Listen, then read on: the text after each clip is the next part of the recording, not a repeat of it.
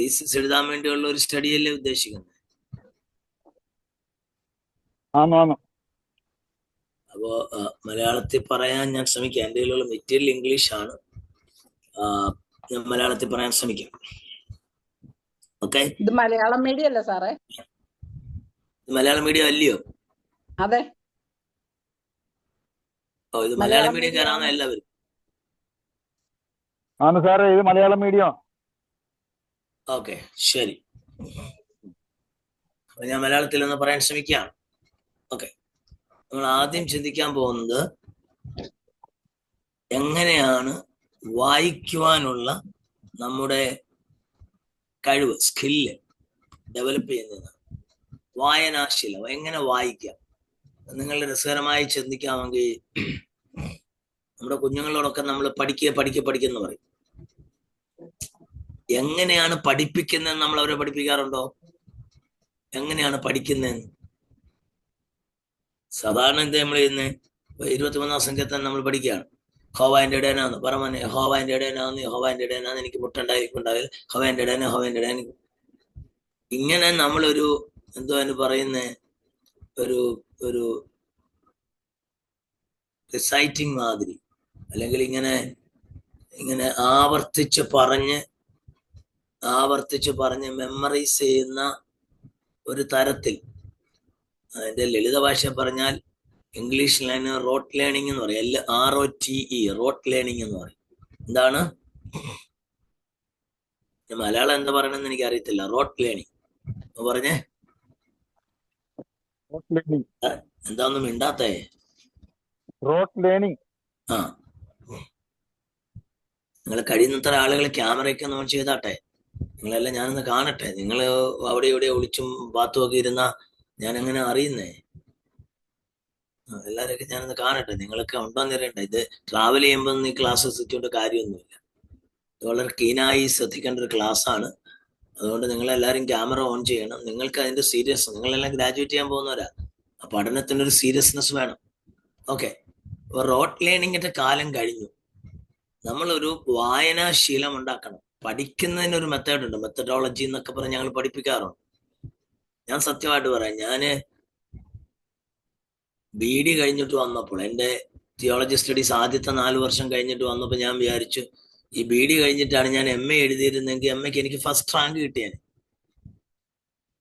ക്ലാസ്സിൽ first rank കിട്ടിയ, ക്ലാസ്സിൽ 5th റാങ്കോ അല്ലെ 5th റാങ്കോ മറ്റായിരുന്നു എനിക്ക്, അല്ലെ യൂണിവേഴ്സിറ്റിയുടെ, കേരള യൂണിവേഴ്സിറ്റിയുടെ. പക്ഷെ ഞാൻ ഫസ്റ്റ് റാങ്ക് പഠിച്ചേന്. കാരണം എങ്ങനെയാ പഠിക്കുന്നതെന്ന് പഠിച്ചത് എപ്പോഴാണ്?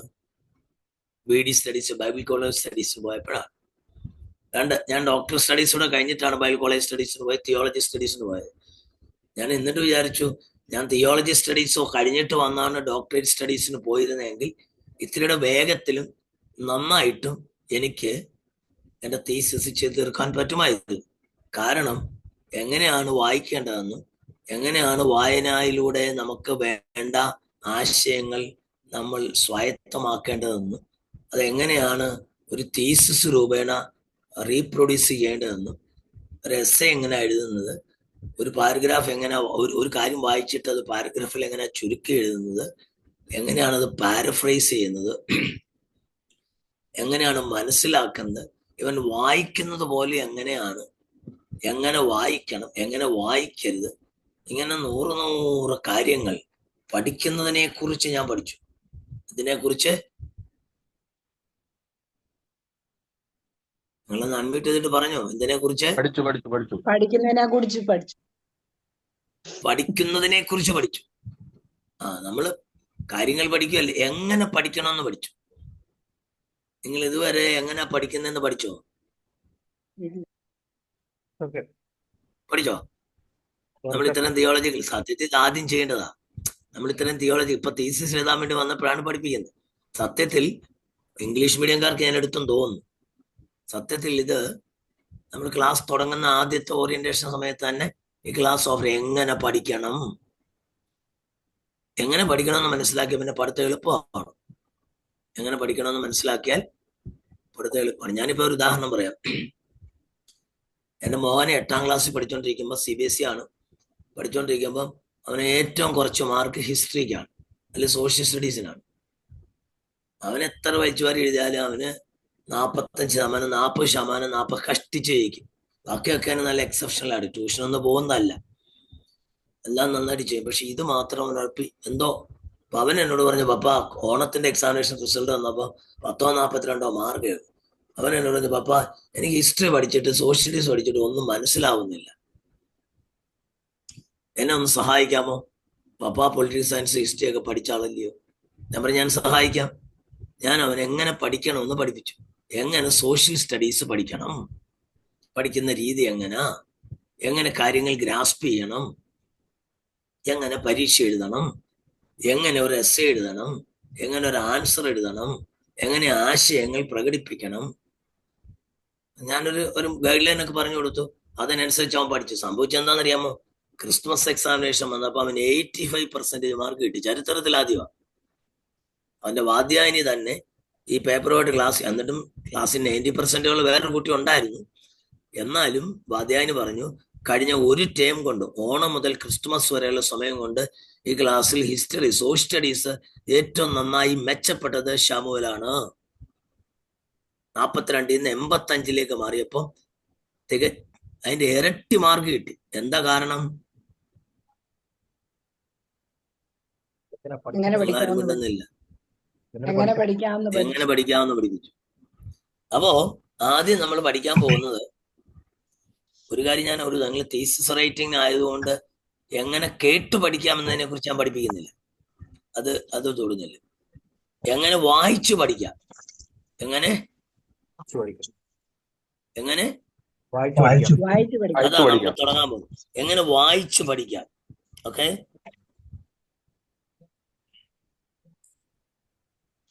ഒന്ന്, നമ്മുടെ കണ്ണിന് അതിനൊരു ഭയങ്കര റോളുണ്ട്. വായിച്ചു പഠിക്കുന്നതിന് കണ്ണിനൊരു ഭയങ്കര റോളുണ്ട്.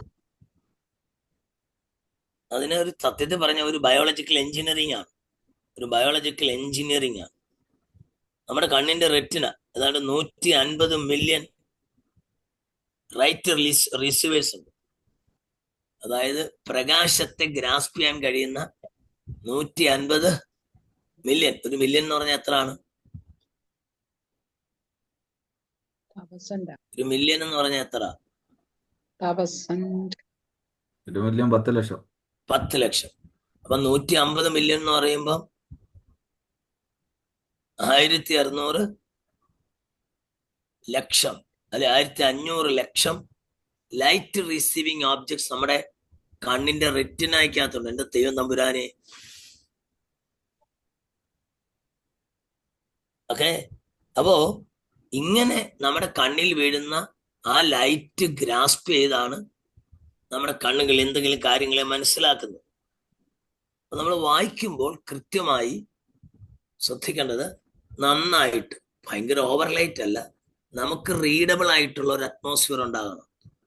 നന്നായി വായിക്കുന്ന ഓബ്ജക്റ്റിൽ, ഒരു പുസ്തകമാണെങ്കിലും ബുക്കാണെങ്കിലും, അതിനകത്ത് നല്ല പ്രകാശം വീഴണം. നല്ല പ്രകാശം വീഴണം. എന്നിട്ട് നമ്മൾ 2 തരത്തിൽ നമുക്ക് നോക്കാം. നമ്മൾ ഒന്ന്, ഒരു സാധനം നന്നായിട്ട് കാണണം. നമ്മൾ വായിക്കുന്ന, നിങ്ങൾ ശ്രദ്ധിക്കൂ, ഇരുണ്ട വെളിച്ചത്തിൽ നിന്ന് നിങ്ങൾ പുസ്തകം വായിച്ച് പഠിച്ചാൽ തലേ കയറത്തില്ല.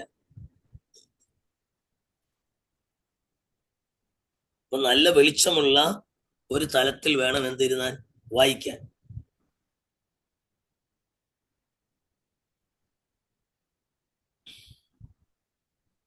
അതുപോലെ തന്നെ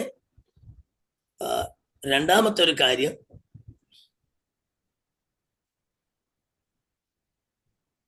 ശ്രദ്ധയോടുകൂടെ വായിക്കണം. എന്ത് ചെയ്യണം?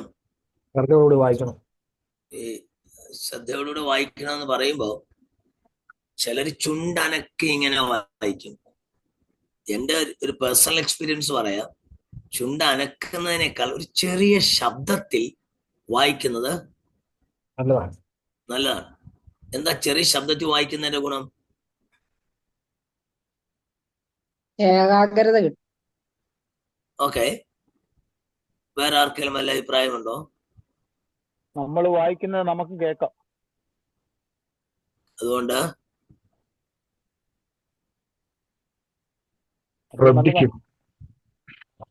എന്തോ ഒന്നുകൂടെ ശ്രദ്ധിക്കും നമ്മള്.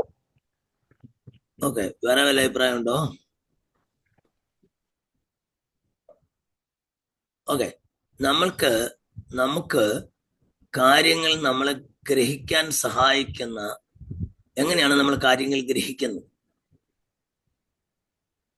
കേട്ടാണ് നമ്മളൊരു കൂടുതൽ കാര്യം ഗ്രഹിക്കുന്നത്. ഗ്രഹിക്കുന്നത് എങ്ങനെയാണ്? ഒരു കാര്യം മനസ്സിലാക്കുന്നത് എങ്ങനെയാണ്?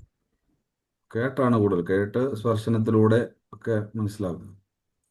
കാണുകയും കേൾക്കുകയും വായിക്കും. ചെയ്യുമ്പോൾ ആ, കാണുകയും കൂടുതൽ കേൾക്കുകയും ചെയ്യുന്ന മനസ്സിലാവും. കാര്യം മാത്രമേ നമ്മൾ അറിയാറുള്ളൂ.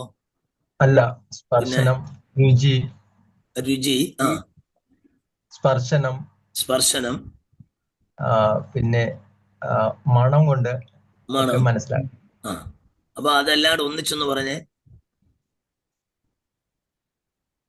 ജോസഫ് ചാക്കോപാസ് ഇപ്പോഴാന്ന് വന്നേ. ഓക്കെ, എല്ലാം ഒന്നിച്ചൊന്ന് പറഞ്ഞേ. ശ്രവണേന്ദ്രിയങ്ങള് ഏകാഗ്രതയാകും. എല്ലാം ഒന്നിച്ചൊന്ന് പറ. ആ വാക്ക് പറ. പഞ്ചേന്ദ്രിയങ്ങൾ. പഞ്ചേന്ദ്രിയങ്ങൾ. നമ്മുടെ പഞ്ചേന്ദ്രിയങ്ങൾ കൊണ്ടാണ് നമ്മൾ എന്ത് ചെയ്യുന്നത്? ഒരു കാര്യം മനസ്സിലാക്കുന്നത്. പഞ്ചേന്ദ്രിയങ്ങൾ, അതിനെ തിയോളജി ഭാഷയിൽ എംപിരിക്കൽ സ്റ്റഡി എന്ന് പറയും. എംപിരിക്കൽ സ്റ്റഡി നമ്മുടെ പഞ്ചേന്ദ്രിയങ്ങൾ കൊണ്ടാണ്. ഈ പഞ്ചേന്ദ്രിയം വർക്ക് ചെയ്തില്ലെങ്കിലോ? ഭാഗികമായിട്ട് മനസ്സിലാവും. പഞ്ചേന്ദ്രിയങ്ങൾ 5 വർക്ക് ചെയ്തില്ലെങ്കിലോ? പെട്ടെന്ന് മറന്നു പോകാനുള്ള സാധ്യതയുണ്ട്. എന്റെ ദൈവമേ, പഞ്ചേന്ദ്രിയങ്ങൾ വർക്ക് ചെയ്തില്ലെങ്കിലോ? മനസ്സിലാക്കാൻ കഴിയില്ല. എന്തോ മനസ്സിലാക്കാൻ കഴിയത്തില്ല? ഒരു കാര്യം പൂർണ്ണമായി ഉൾക്കൊള്ളാൻ കഴിയില്ല. ഏത് കാര്യം? മനസ്സിലാക്കുന്ന കാര്യം മനസ്സിലാക്കാൻ പറ്റത്തില്ല. ചെവി കേൾക്കത്തില്ല, കേട്ട് മനസ്സിലാക്കാൻ പറ്റത്തില്ല.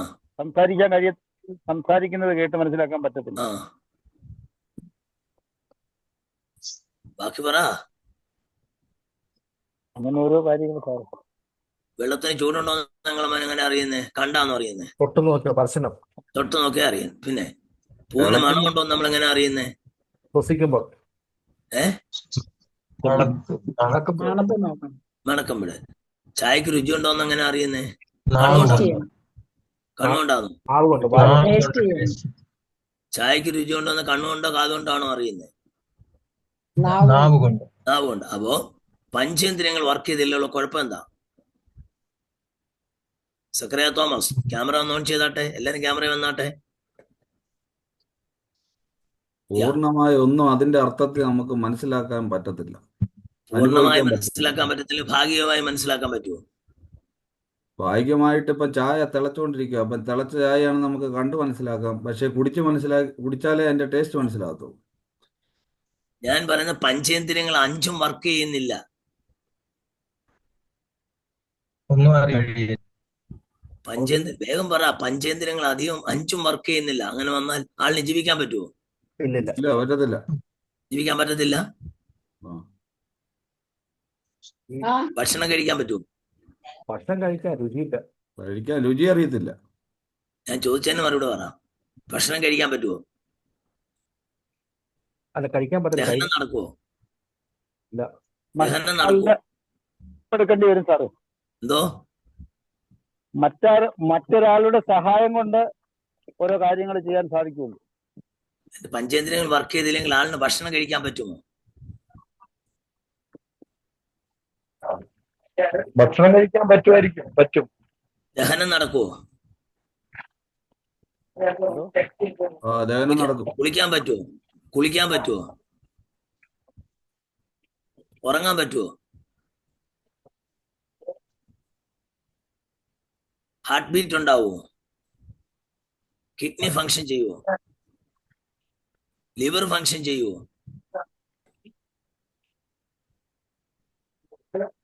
ഇത്രയൊക്കെ തിയോളജിസ്റ്റ് പഠിച്ചിട്ട് നിങ്ങൾ ഇംപ്രൂവ്ഡ് ആയില്ലല്ലോ എന്നോർത്ത് എനിക്ക് ഭയങ്കര സങ്കടമുണ്ട്.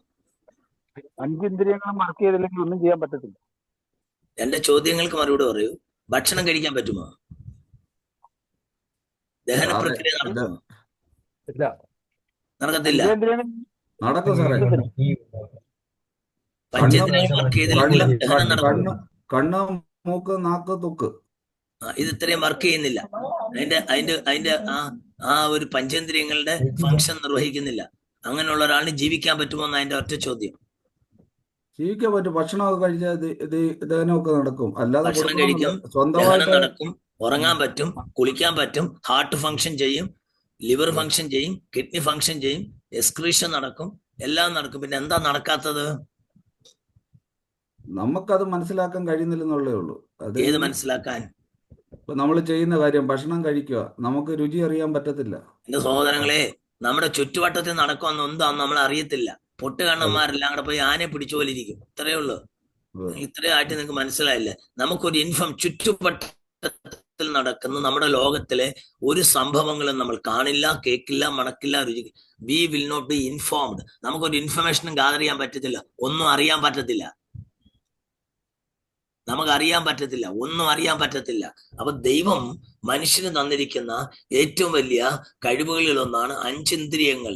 നമ്മൾ ഈ ഭൂലോകത്തിൽ ജീവിക്കുമ്പോൾ ഇവിടെ നടക്കുന്ന സകല കാര്യങ്ങളെക്കുറിച്ചും അറിയുവാനും മനസ്സിലാക്കുവാനും ദൈവം നമുക്ക് തന്നിരിക്കുന്ന ഇന്ദ്രിയങ്ങളാണ് എന്ത്? പഞ്ചേന്ദ്രിയങ്ങൾ. പഞ്ചേന്ദ്രിയങ്ങൾ നമുക്ക് വർക്ക് ചെയ്തില്ലെങ്കിൽ നമ്മൾ ചുറ്റുവട്ടത്ത് നടക്കുന്ന ഒന്നും നമ്മൾ അറിയത്തില്ല. അപ്പൊ അറിയുവാനും മനസ്സിലാക്കുവാനും ഒക്കെയായി ദൈവം നമുക്ക് തന്നിരിക്കുന്ന കഴിവുകളാണ് പഞ്ചേന്ദ്രിയങ്ങൾ, അല്ലെ അതിനുള്ള വാതായനങ്ങളാണ് പഞ്ചേന്ദ്രിയങ്ങൾ. അപ്പൊ അതിൽ 2 ഇന്ദ്രിയങ്ങളാണ് ഏത്? ചെവിയും കണ്ണും. നമ്മൾ വായിക്കുമ്പോൾ ഒരു ചെറിയ ശബ്ദത്തിൽ വായിച്ചാൽ 2 ഇന്ദ്രിയങ്ങൾ ഒരേ സമയത്ത് വർക്ക് ചെയ്യുന്നു. ഉദാഹരണം ഞാൻ പറയാം. ഞാനിപ്പോ ഒരു കസേര നിങ്ങളുടെ ആരുടെയെങ്കിലും വീട്ടിലേക്ക് ആരാ അടുത്തുള്ളത്? കേരളക്കാരെ താമസിക്കുന്ന ആരെങ്കിലും ഉണ്ടോ? കൊല്ലം ജില്ലക്കാരെങ്കിലും ഉണ്ടോ? ഇല്ല. ആലപ്പുഴ ജില്ലക്കാരുണ്ടോ? ജോസഫ് ചാക്ക എവിടെയാണ്? ആലപ്പുഴകൾ ആരാ ഇവിടെ അടുത്തുള്ളത്? ആരാ എന്റെ ജില്ലക്ക് അടുത്തുള്ള? ജോയ് പാസ്റ്റർ. ആരെ? ജോയ് പാസ്റ്റർ ആലപ്പുഴയാ. ആരെങ്കിലുമൊക്കെ ഒന്നും ഉണ്ട്. ഞാൻ അങ്ങോട്ട് വരുന്നൊന്നുമില്ല, എന്നാലും ഒരു ഉദാഹരണം പറയാൻ വേണ്ടിയാ. അപ്പൊ ഞാൻ ജോയ് പാസ്റ്റർ വിസിറ്റ് ചെയ്തു. ജോയ് പാസ്റ്റർ വീട്ടിൽ ചെന്നു. ജോയ് പാസ്റ്റർ വീട്ടിൽ ചെന്നപ്പോ ജോയ് പാസ്റ്റർ ഭയങ്കര സന്തോഷം. ഭാര്യ സഹോദരൻ പറഞ്ഞിട്ട് എന്നെ പഠിപ്പിക്കുന്ന സാറാണ്, നീ വേഗം ഒരു ഗ്ലാസ് ചായയൊക്കെ ഇട്ട് കൊടുക്ക്. അങ്ങനെ പ്രിയപ്പെട്ട സഹോദരൻ എനിക്ക് ചായയൊക്കെ ഇട്ടുകൊണ്ട് മേശപ്പുറത്ത് വെച്ചു. അപ്പൊ ചായയിൽ നിന്ന് മേപ്പോട്ട് ഇങ്ങനെ പുറത്തോട്ട് വന്ന ആവിയുടെ മണം എന്റെ മൂക്കിനകത്തോട്ട് കയറിയപ്പോ എന്റെ മൂക്ക് പറഞ്ഞത് ഒന്നാന്തരം കണ്ണൻചേവൻ ചായയാണ്. ഒന്നാന്തരം കണ്ണൻചേവൻ ചായയാണ്. പക്ഷെ വായിലോട്ട് കൊണ്ടുവച്ചപ്പോ എനിക്ക് മനസ്സിലായത് കാശിന് കൊള്ളത്തില്ല എന്ന് പറഞ്ഞ അതിന്റെ അർത്ഥം എന്താ? രുചിയില്ല, രുചിച്ചപ്പോ മോശമായിട്ട് തോന്നി എന്ന് പറഞ്ഞാൽ ഒരു സാധനത്തിന്റെ ക്ലാരിറ്റി പരമാവധി നമുക്ക് കിട്ടാൻ കുറഞ്ഞ പക്ഷം നമ്മുടെ 2 ഇന്ദ്രിയങ്ങൾ ഒരുപോലെ വർക്ക് ചെയ്യണം. മനസ്സിലായ പറഞ്ഞേ?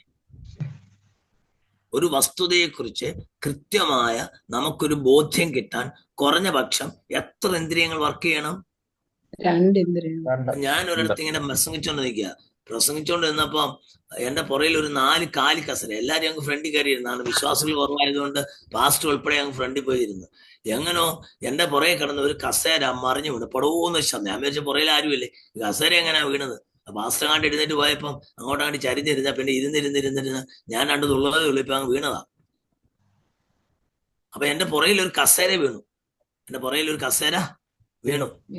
എന്റെ ചെവി എന്നോട് പറഞ്ഞു, നിന്റെ പുറയിലെ കസേരകൾ ഒന്ന് താഴെ വീണു. പക്ഷേ അത് 1ാമത്തെ കസേരയോ 2ാമത്തെ കസേരയോ 3ാമത്തെ കസേരയോ 4ാമത്തെ കസേരയോ എന്ന് ഞാൻ എങ്ങനെ അറിയും? നോക്കിയാലേ മനസ്സിലാകത്തോ. തിരിഞ്ഞു നോക്കുമ്പോൾ അതിനെ 4ാമത്തെയോ 1ാമത്തെയോ 2ാമത്തെയോ എന്ന് അറിയാൻ എന്നെ സഹായിക്കുന്ന ആരാണ്? പറ. കണ്ണ്.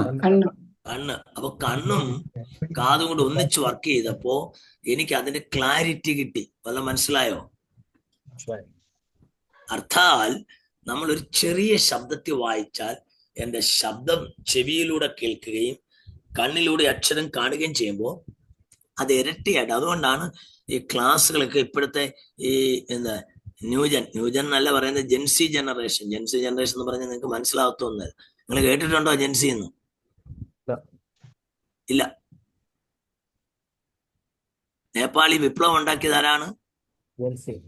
ജെൻസി ജനറേഷനാണ്. ബംഗ്ലാദേശ് വിപ്ലവം ഉണ്ടാക്കിയത് ആരാണ്? ജെൻസിയാണ്. ഇന്ത്യയിൽ രാഹുൽ ഗാന്ധി വോട്ട് ചോരിയുടെ കാര്യം പറഞ്ഞപ്പോ ജെൻസി ഇത് മനസ്സിലാക്കണമെന്ന് പറഞ്ഞു. ആരാണ് ജെൻസി? 18 തൊട്ട് 30 വയസ്സ് വരെയുള്ള എന്തോ യുവാക്കൾ 18 ആര് തൊട്ട് 18 വയസ്സ് തൊട്ട് 30 വയസ്സ് വരെയുള്ള യുവാക്കൾ. അതെനിക്ക് ഇഷ്ടപ്പെട്ടു. 18 വയസ്സ് വരുന്നതിൽ 30 വയസ്സുള്ള യുവാക്കളെയാണ് ജെൻസി എന്ന് വിളിക്കുന്നത്. അങ്ങനെ തോന്നുന്നു. എന്തോ അങ്ങനെ തോന്നുന്നു. തോന്നൽ ശരിയാവണമെന്നുണ്ടോ? ഇല്ല.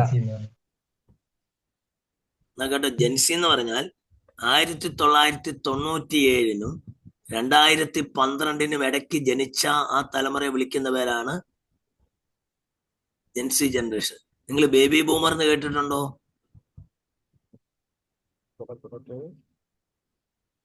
വല്ല വായന വല്ലതും ഉണ്ടോ? ബേബി ബൂമർ എന്ന് കേട്ടിട്ടുണ്ടോ?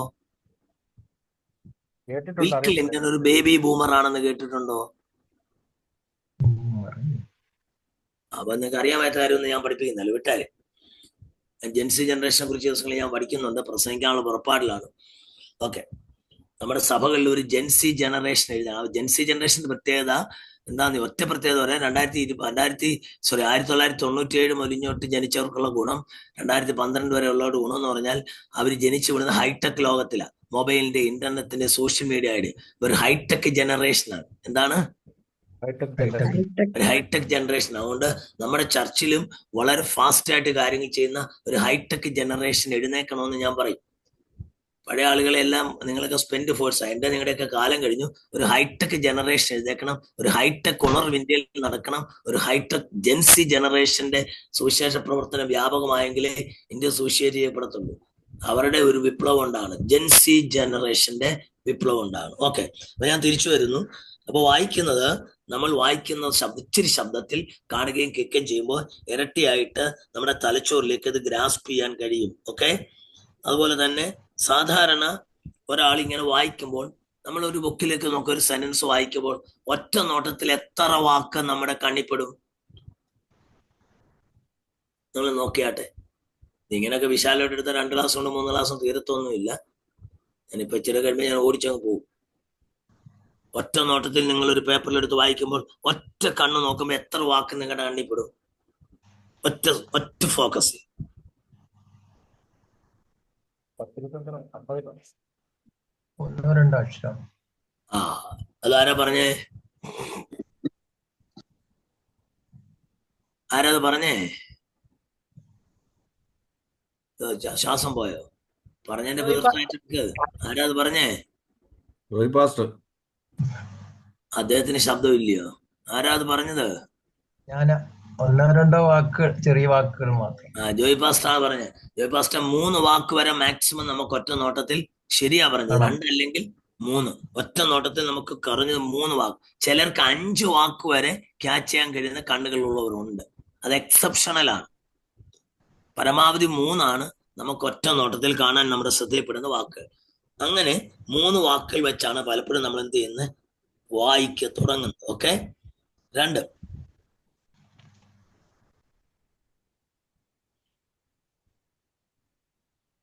നമ്മളൊരു കാര്യം വായിക്കുമ്പോൾ, ഒരു പുസ്തകം വായിക്കുമ്പോൾ എല്ലാ പുസ്തകവും ഒരുപോലെ ടേസ്റ്റ് ആകത്തില്ല. ചിലത് നമുക്ക് ടേസ്റ്റ് തോന്നും, ചിലത് നമുക്ക് വിഴുങ്ങാൻ തോന്നും, ചിലത് ചവച്ച് വായിക്കാൻ തോന്നും.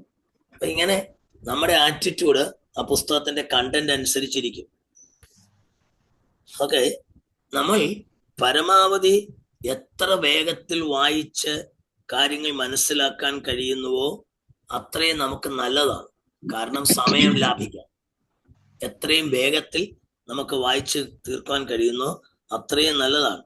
അതായത് 5 മിനിറ്റ് കൊണ്ട് ഒരു 50 വാക്ക് വായിക്കാൻ കഴിയുമോ? അതിൽ കൂടുതൽ കഴിയുമായിരിക്കും അല്ലേ?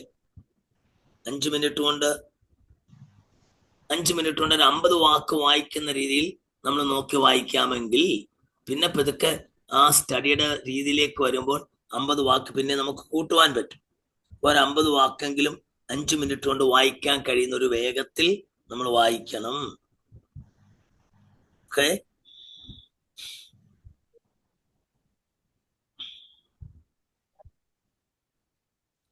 ഒരു ദിവസം നമ്മൾ വായിക്കുമ്പോൾ ഒരു 50 വാക്കാ വായിക്കുന്നെങ്കിൽ അടുത്ത ദിവസം ഒരു 55 വാക്കായിട്ട് അത് കൂട്ടാൻ ശ്രമിക്കണം. അല്ലെ, ഒരു മിനിറ്റിൽ അത് 60 വാക്കായിട്ട് കൂട്ടാൻ ശ്രമിക്കണം. 2, അടുത്തത് വിവിധ തരത്തിലുള്ള സാധനങ്ങൾ നമ്മൾ വായിക്കും. എല്ലാ പുസ്തകവും ഒരുപോലാണോ? ഒരു പുസ്തകം പോയമായിരിക്കും, അല്ലെ പോയട്രി ആയിരിക്കും, ഒരു പുസ്തകം പ്രോസ ആയിരിക്കും, ഒരു പുസ്തകം ചെറുകഥയായിരിക്കും. അങ്ങനെ വ്യത്യസ്ത തരത്തിലുള്ള എഴുത്തുകളുണ്ട്. കണ്ടിട്ടില്ലേ? ഒരു ലേഖനം വായിക്കുമ്പോൾ ചിലപ്പോൾ അത് തിയോളജിക്കൽ ആയിരിക്കും, ചിലപ്പോൾ അത് എക്സ്പോസിറ്ററി ആയിരിക്കും, ചിലപ്പോൾ അത് ഡിസ്ക്രിപ്റ്റീവ് ആയിരിക്കും. എന്ന് പറഞ്ഞാൽ നിങ്ങൾക്ക് മനസ്സിലാകുമോ? എക്സ്പോസിറ്ററി എന്ന് പറഞ്ഞാൽ, എല്ലാത്തിനും മലയാളം പറയാൻ പാടാ, ഞാനത് വിശദീകരിക്കാം. എക്സ്പോസിറ്ററി എന്ന് പറഞ്ഞാൽ അതിനകത്ത് ഏതെങ്കിലും ദൈവശാസ്ത്രപരമായ കാര്യങ്ങൾ, അതിനെക്കുറിച്ചുള്ള വാദഗതികൾ, അതിനെക്കുറിച്ചുള്ള തിയറീസ്, അത്തരത്തിലുള്ള കാര്യങ്ങൾ ഉൾക്കൊള്ളുന്നതായിരിക്കും ചിലപ്പോൾ. അപ്പൊ നമ്മൾ ദൈവത്തെക്കുറിച്ച് പഠിക്കുന്നു, അപ്പൊ അതിനകത്ത് യേശുവിനെ കുറിച്ച് പഠിക്കുന്നു. യേശു ദൈവമാണോ അല്ലയോ, അതിനുള്ള ആർഗ്യുമെന്റ്സ്, അതിനുള്ള തിയറീസ്. ദൈവത്തെക്കുറിച്ച് പഠിക്കുന്നു, ദൈവത്തെക്കുറിച്ച് ദൈവം ഉണ്ടോ ഇല്ലയോ, ദൈവം ആരാണെന്ന് നമുക്ക് കഴിയത്തില്ല, പറയാൻ കഴിഞ്ഞില്ലെങ്കിലും ദൈവം ഉണ്ടോ എന്ന് എങ്ങനെ തെളിയിക്കാം, അതിനുള്ള തിയറീസ്. അപ്പൊ ഇത്തരം കാര്യങ്ങളെല്ലാം ഇതിനകത്ത് വരും. എല്ലാരും ക്യാമറയിൽ നിന്ന് ഔട്ടായി. ഇതിനകത്തുള്ള കാര്യങ്ങൾ എന്ത്? പ്രേംകുമാർ പാസ്റ്ററൊക്കെ പോയാ? ബിനു ജെയിംസ് എന്റെ ക്യാമറ ഓൺ ആവുന്നില്ല സാറേ. ഓണാവുന്നില്ലേ? ആ സിസ്റ്റം എടുത്ത് കളയുന്നേ. വീഡിയോ ഓൺ ആയി കഴിയുമ്പോൾ ക്ലിയർ ആവുന്നില്ല. ഓക്കെ, ശരി ശരി ശരി ശരി. ഞാൻ പറഞ്ഞത് എന്താണ് ഈ എക്സ്പോസിറ്ററി ഇപ്പൊ മനസ്സിലായോ? ദൈവത്തെ കുറിച്ചുള്ള എക്സ്പോസിറ്ററി എന്ന് പറഞ്ഞാൽ എന്തോന്ന് മനസ്സിലായോ? എന്തോ? ദൈവശാസ്ത്രത്തെ കുറിച്ചുള്ള പഠനങ്ങൾ അല്ല. നമ്മൾ ദൈവശാസ്ത്ര പഠനം നടത്തുമ്പോൾ അതിനകത്ത് തിയറീസ്, ആർഗ്യുമെന്റ്സ് സമർത്ഥിക്കുന്ന അല്ലെ ഉണ്ടോ, അത്തരം കാര്യങ്ങൾ, തിയറീസ് അല്ലെ ചിലരുടെ അങ്ങനെയുള്ള ആർഗ്യുമെന്റേറ്റീവ് ആയിട്ടുള്ള തിയറിറ്റിക്കൽ ആയിട്ടുള്ള ആളുകൾ, സ്കോളേഴ്സ് പറഞ്ഞ തിയറികൾ, അങ്ങനെയുള്ള ലേഖനങ്ങളുണ്ട്. മനസ്സിലായോ? അതിന് പറയുന്ന പേരാണെന്ത്? എക്സ്പോസിറ്ററി. അടുത്തെന്ന് പറയുന്നത് ഡിസ്ക്രിപ്റ്റീവ് ആണ്. ഡിസ്ക്രിപ്റ്റീവ് എന്ന് പറഞ്ഞാൽ എന്തോ അതിന് മലയാളം പറയുന്നത്? ഡിസ്ക്രൈബ് ചെയ്യുക, വിശദീകരിക്കാന്നൊക്കെ പറയും. പക്ഷെ ഡിസ്ക്രിപ്റ്റീവ് സ്റ്റഡി എന്ന് പറയുന്നത് പ്രധാനമായിട്ടും ഒരാളിനെ കുറിച്ചോ ഒരു സ്ഥലത്തെ കുറിച്ചോ അങ്ങനെയുള്ള ഏതെങ്കിലും കാര്യങ്ങളെ കുറിച്ചോ ഉള്ള ഒരു ഒരു ഒരു ഒരു ഒരു പഠന രീതി എന്ന് വേണമെങ്കിൽ. ഒരു സെക്കൻഡേ.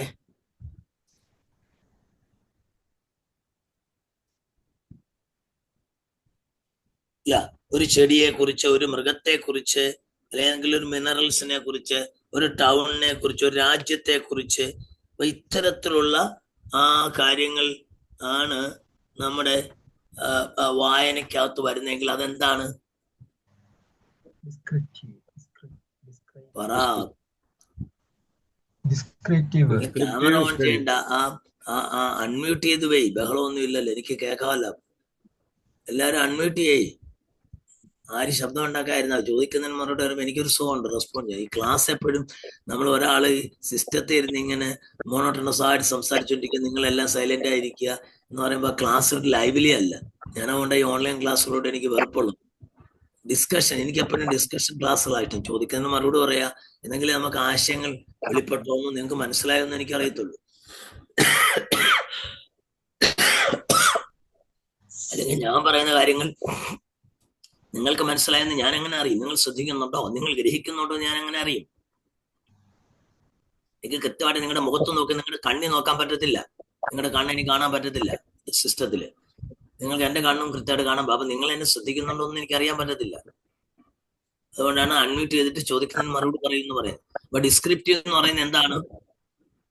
പ്രത്യേക സ്ഥലത്തെയോ അല്ലെങ്കിൽ പട്ടണത്തെയോ രാജ്യത്തെയോ അല്ലെങ്കിൽ ഒരു വ്യക്തിയെയോ ഒരു ചെടിയെയോ ഏതെങ്കിലും ഒരു സാധനത്തെ കുറിച്ചുള്ള ആ ഒരു വിശദീകരണ പഠനമാണ് ഇത് ഡിസ്ക്രിപ്റ്റീവ് സ്റ്റഡി.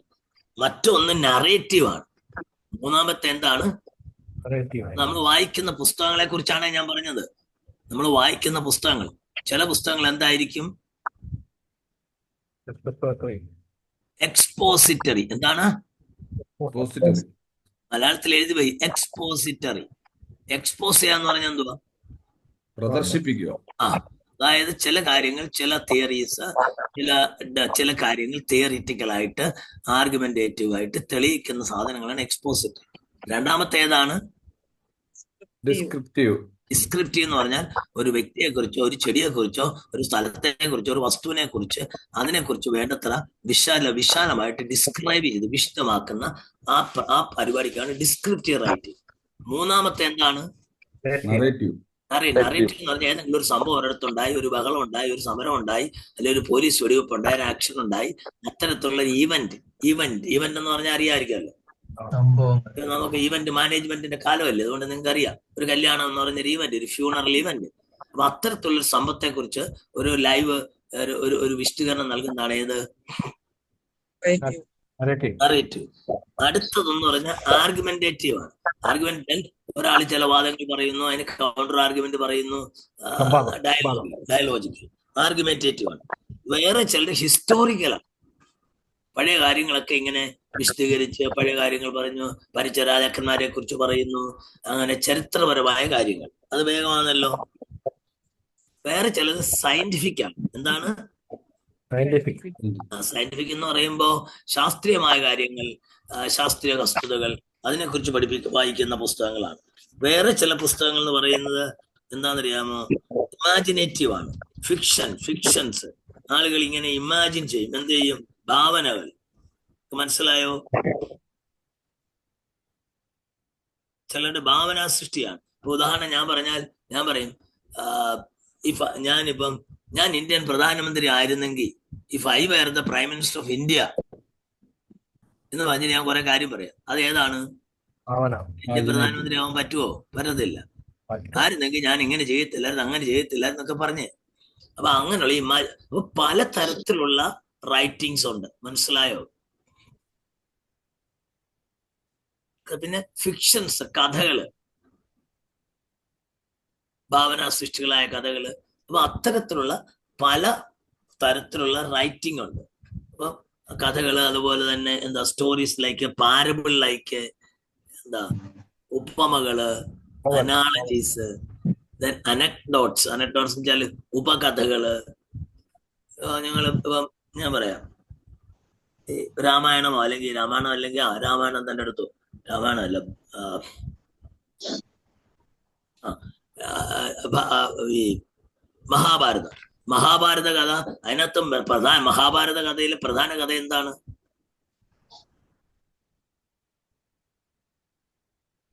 ഒന്നും കഥ അറിയത്തില്ല. രാമന്റെ സീതയുടെ ഒക്കെ പേര് മഹാഭാരതത്തിലാണെങ്കിൽ ഞാൻ തോറ്റ് ചൊല്ലിട്ട്. മഹാഭാരതത്തിലാണോ രാമന്റെ സീതയുടെ ഒക്കെ കഥ? അത്രേ അറിയത്തുള്ളൂ. അത് രാമായണത്തിലാണെന്നേ. മഹാഭാരതത്തിലെ കഥ കുരുക്ഷേത്ര യുദ്ധമാണെന്നേ. എന്റെ കർത്താവേ, ഗാന്ധാരി എന്നെങ്കിലും പറഞ്ഞല്ലോ, ഗാന്ധാരി ആയില്ലല്ലോ. എനിക്ക് നിങ്ങളെ കുറിച്ചുള്ള എല്ലാ തൃപ്തി ഇങ്ങനെ കുറച്ച് പോകുന്നു. നമ്മൾ വേദോസം വായിക്കുന്നെങ്കിൽ ഈ ചുറ്റുപാട് എന്താ നടക്കുന്ന അറിയണ്ടായോ? മറ്റുള്ളവരുടെ പുസ്തകം എന്താണെന്ന് അറിയാൻ നമ്മളെങ്ങനെ അവരോട് പ്രസംഗിക്കുന്നത്? അപ്പൊ മഹാഭാരത കഥയ്ക്കകത്ത് കുരുക്ഷേത്ര യുദ്ധമാണെങ്കിലും അതിനകത്ത് നിങ്ങൾ ഒത്തിരി ഉപകഥകൾ, അനക്ഡോട്ട്സ് തൊട്ട് പിടിച്ച് അവിടെ നിന്ന് അങ്ങോട്ട് പോയി, ഇവിടെ നിന്ന് ഇങ്ങോട്ട് പോയി, അത് കഴിഞ്ഞിട്ട് അതിനകത്ത് വേറെ കഥ വന്നു. പറഞ്ഞ മനസ്സിലായില്ലേ? മഹാഭാരത കഥയ്ക്ക് അകത്ത് കൊണ്ടുവന്ന് ഈ ഭഗവത്ഗീത തിരികെ കയറ്റി. ഇതെല്ലാം അറിയാമോ? ഓക്കെ, വിട്ടേക്ക്.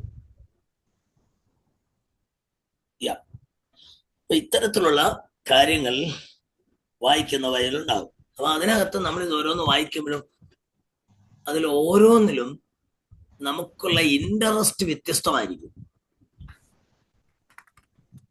ഞാൻ പറഞ്ഞ മനസ്സിലാവുന്നു? നമ്മുടെ ഇൻട്രസ്റ്റ് വ്യത്യസ്തമായിരിക്കും.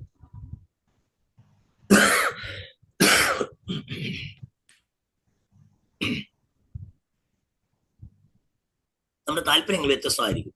നമ്മൾ കഥാപുസ്തകം വായിക്കുന്നവരായിരിക്കത്തില്ല വേദം വായിക്കുന്നവരായിരിക്കത്തില്ല സയന്റിഫിക് കഥകൾ വായിക്കുന്നത്, അല്ലെങ്കിൽ സയൻസിന്റെ പുസ്തകം വായിക്കും. അതുപോലെയാണ് ഹിസ്റ്ററി വായിക്കുന്നത്. ഞങ്ങൾ തിയോളജി പഠിക്കുന്നു.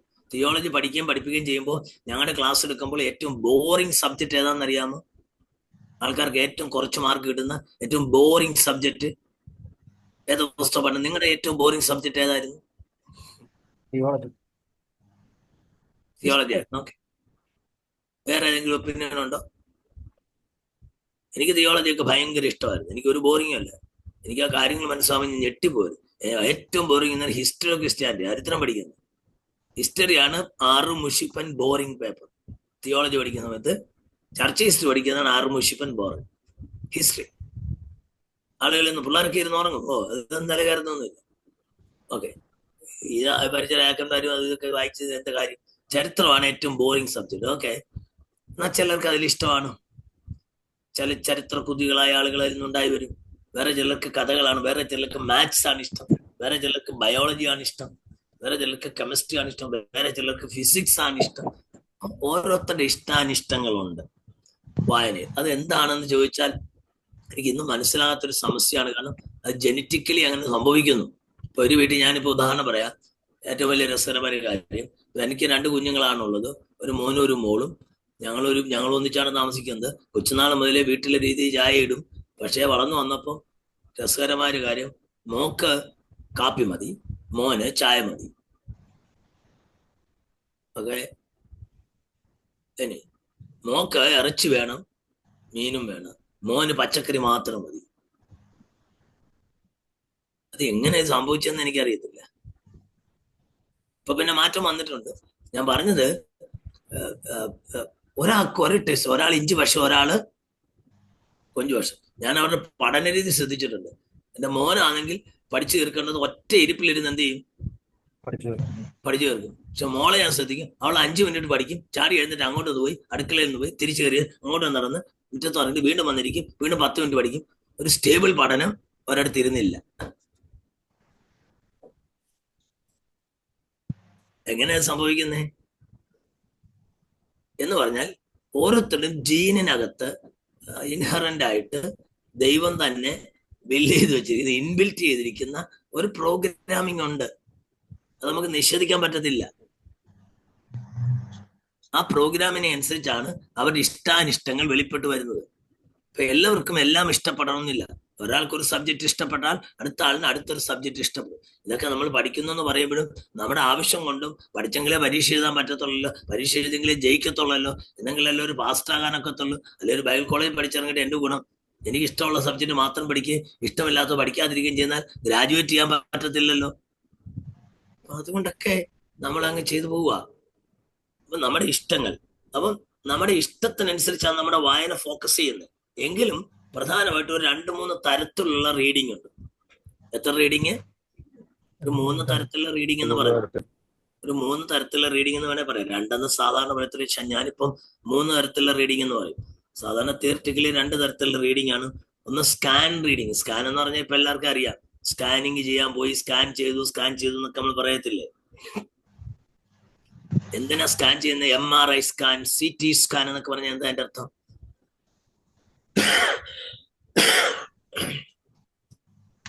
ഒന്നും വേണ്ട.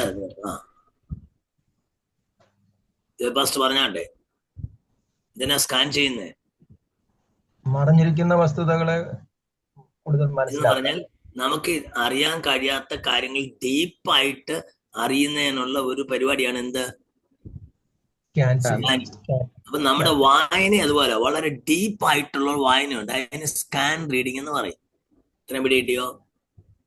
വളരെ ഡീപ്പായിട്ട് നമ്മൾ ഇൻവോൾവ് ആയി ആ വായനയിൽ അങ്ങ് നിമജ്ഞർ എന്നൊക്കെ പറഞ്ഞാൽ അറിയാമോ? ഇമേഴ്സ്. അതിലങ്ങ് പൂർണ്ണ. ഞാൻ രസകരമായി പറയാം.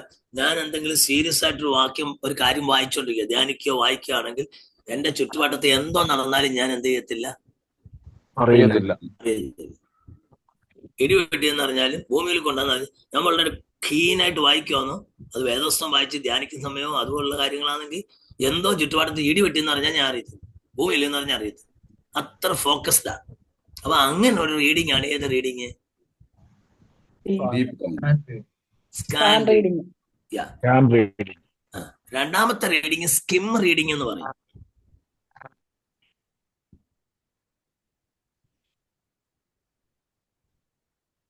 സ്കിം റീഡിങ് എന്ന് പറയുന്നത് പ്രധാനമായിട്ടും നമ്മൾ ഒരു ബുക്ക് വായിക്കുമ്പോഴോ ഒരു ലേഖനം വായിക്കുമ്പോഴോ നമ്മള് ഇങ്ങനെ വായിച്ചങ്ങ് വിടും. എന്നുവെച്ചാൽ അത്ര വലിയ കാര്യമൊന്നുമില്ല. ചിലപ്പോൾ കഥയൊക്കെ നമുക്ക് തലയിൽ കയറുമായിരിക്കും. എന്നാലും ഒരു ചെറിയ വായന. അതിനകത്ത് വലിയ ആധികാരികത ഒന്നുമില്ല, ഡെപ്ത് ഒന്നുമില്ല. ഇതിനകത്ത് എല്ലാ കാര്യങ്ങളും മനസ്സിലാക്കുന്ന രീതിയിലൊന്നും അല്ല എന്ത് ചെയ്യുന്നത്, വായിക്കുന്നത്. അതാണ് സ്കിം റീഡിങ്. സ്കിം ചെയ്യുക. ഓക്കെ, അടുത്ത ലേറ്റസ്റ്റ് റീഡിങ് ഞാൻ പറയുന്നത് കർസറി റീഡിങ് എന്നാ. എന്താ പറയുന്നത്? നമ്മുടെ ഈ കമ്പ്യൂട്ടറിനകത്തൊക്കെ നിങ്ങൾ കർസർ കൊണ്ടുവയ്ക്കത്തില്ലേ ടൈപ്പ് ചെയ്യാൻ? ടൈപ്പ് ചെയ്യുമ്പോൾ അക്ഷരം ടൈപ്പ് ചെയ്യുന്നതിന് ഒരു ലൈൻ ശരി കാണത്തില്ലേ? അടുത്ത ഒരു സാധനം ഇല്ലേ? അതിനെന്താ പറയുന്നേ? കർസർ. അത് നിങ്ങൾ മൗസ് ഒരറ്റുന്ന മറ്റേ അറ്റം വരെ ഇങ്ങനെ, ഞാൻ അങ്ങനെ വായിക്കാറുണ്ട്. ഈ കർസർ റീഡിങ് നടത്തുന്നത് ഈ മൗസ് എടുത്ത് വെച്ച് ഇങ്ങനെ പിടിച്ചോണ്ട് പടപടപടാന്ന് വായിക്കും. മൗസ് ഇങ്ങനെ ഓടിക്കുമ്പോ എന്തോ നീങ്ങും, നമ്മുടെ കണ്ണിന്റെ കർസർ നീങ്ങും. മൗസ് നീങ്ങുന്നതിനനുസരിച്ച് കർസർ നീങ്ങുമ്പോ അതുപോലെ വായിക്കും. അതാ കർസറി. ചുമ്മാ വായിച്ചു വിടുന്നു, അത്രേ ഉള്ളൂ. ഒന്നും ഗ്രഹിക്കത്തും ഇല്ല, ഒന്നും കേൾക്കത്തും ഇല്ല. അങ്ങനെ നമ്മുടെ ആളുകൾ വേദോസം വായിക്കും. ആളുകൾ ചില വേദോസം വായിക്കുന്നുണ്ട്. അവനോട് എന്നാ നീ വീട്ടുണ്ടാകുന്ന ഉത്പന്നങ്ങളെ വരുന്നത് വരുന്നതാണ്. വായിച്ചങ്ങ് വിടുക. എന്തോ വായിക്കുന്നേ ആർക്കറിയാം. അല്ലെ, നമ്മുടെ നാട്ടിൽ പണ്ട് പറയുന്ന ഒരു ഉദാഹരണമുണ്ട്. വിളിക്കുന്ന രാമായണം വായിച്ചിട്ട് നേരം വെളുത്തപ്പോ രാമൻ ആരാൻ ചോദിച്ചപ്പോ, സീത ആരാൻ ചോദിച്ചപ്പോ അറിയില്ല, അല്ല രാമന്റെ പെങ്ങളാന്ന് പറഞ്ഞു. കേട്ടിട്ടില്ല ആ കഥ? ഉണ്ട്. ഈ ഞാൻ നിങ്ങളോട് അതിന്റെ ഒരു ഏറ്റവും വലിയ രസകരമായ കാര്യം പറയാം.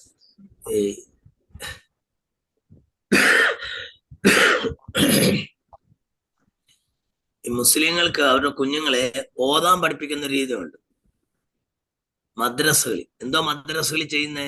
പ്രധാനമായിട്ടും ഖുർആൻ പഠിപ്പിക്കും. ഓതാൻ പഠിക്കും. എന്തോ ഓതാൻ പഠിപ്പിക്കുക എന്ന് പറഞ്ഞാൽ എന്താ? ഓതുക എന്ന് പറഞ്ഞാൽ എന്തോ? ഖുർആൻ പഠിപ്പിക്കും. ഖുർആൻ പഠിപ്പിക്കുന്ന ആര് പറഞ്ഞു?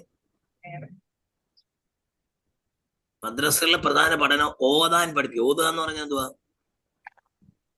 അറബി പഠിപ്പിക്കുക, പ്രാർത്ഥന.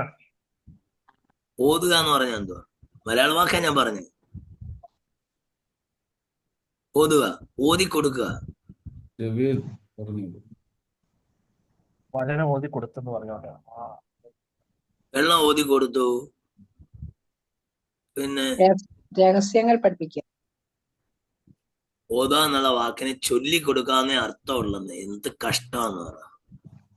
ഓതുക എന്ന് പറഞ്ഞാൽ എന്താ? ചൊല്ലുക. ഓതുക എന്ന് പറഞ്ഞാൽ എന്താ? ചൊല്ലുക. പറഞ്ഞാട്ടെ, ഓതുക എന്ന് പറഞ്ഞാൽ എന്താണ്? ചൊല്ലുക. അപ്പൊ ഇവർ ഓതാൻ പഠിപ്പിക്കുക. എന്താ കാര്യം എന്നറിയാമോ? ഖുറാൻ പാരായണം. അവർ പ്രധാനമായിട്ടും ഖുറാൻ പാരായണമാണ്. എന്തിനാ പാരായണം ചെയ്യുന്നത്? എങ്ങനെ വായിക്കണമെന്ന് പഠിപ്പിക്കുക. എന്തിനാ എങ്ങനെ വായിക്കണമെന്ന് പഠിപ്പിക്കുന്നേ?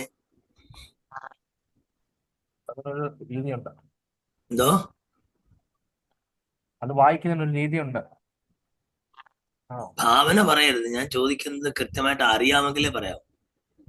ഖുറാൻ വായിക്കാൻ വായിക്കുന്നതിന് രീതി ഉണ്ടായിരുന്നു. അങ്ങനെ ഞാനും ഖുറാൻ വായിക്കാറുണ്ടല്ലോ.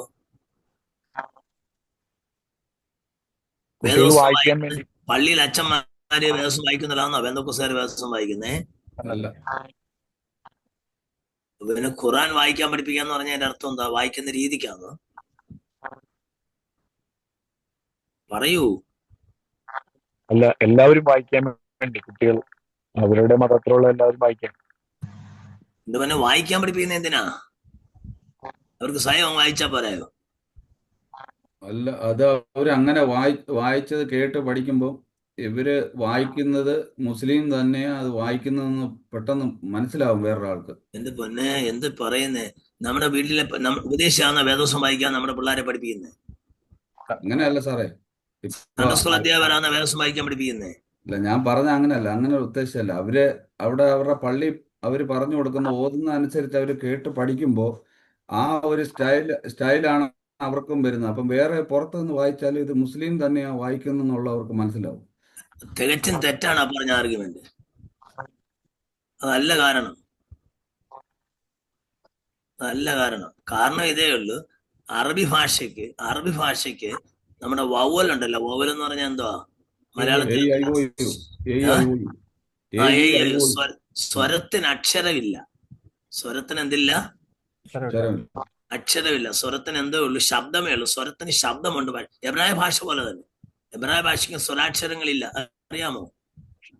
നമ്മുടെ ആ മുതൽ അം വരെയുള്ള അക്ഷരങ്ങൾ ഏത് ഭാഷയ്ക്കില്ല? ലാംഗ്വേജസ് ഒന്നുമില്ല. അരാമ്യ ഭാഷയ്ക്കില്ല, അറബിക്കില്ല. വല്ല മനസ്സിലാവുന്നോ?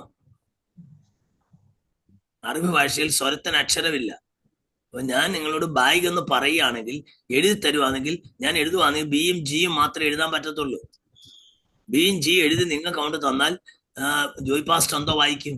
ബിയും ജി എഴുതി ഇംഗ്ലീഷിലെ ബി ആൻഡ് ജി എഴുതി തന്ന എന്തോ വായിക്കും? PG എന്ന് വായിക്കും.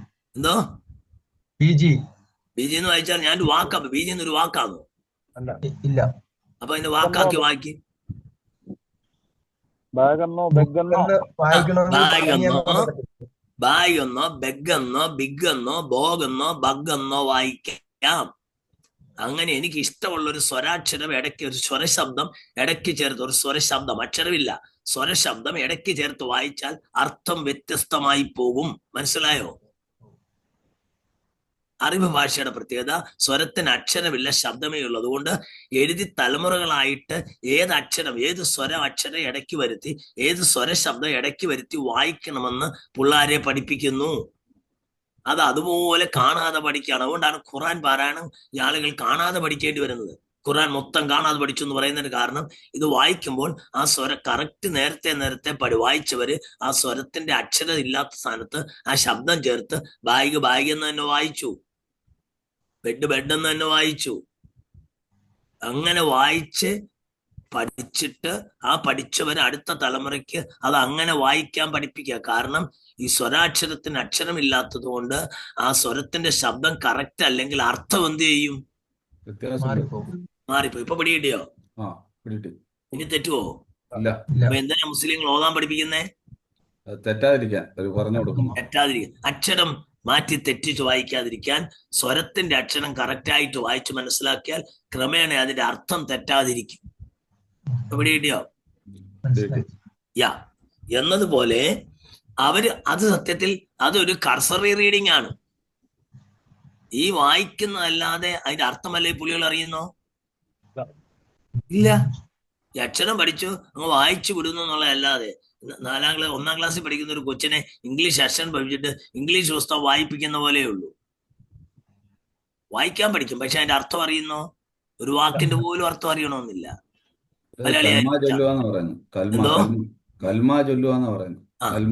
കലിമ എന്ന് പറഞ്ഞ വേറെയാ, അവരുടെ വിശ്വാസം.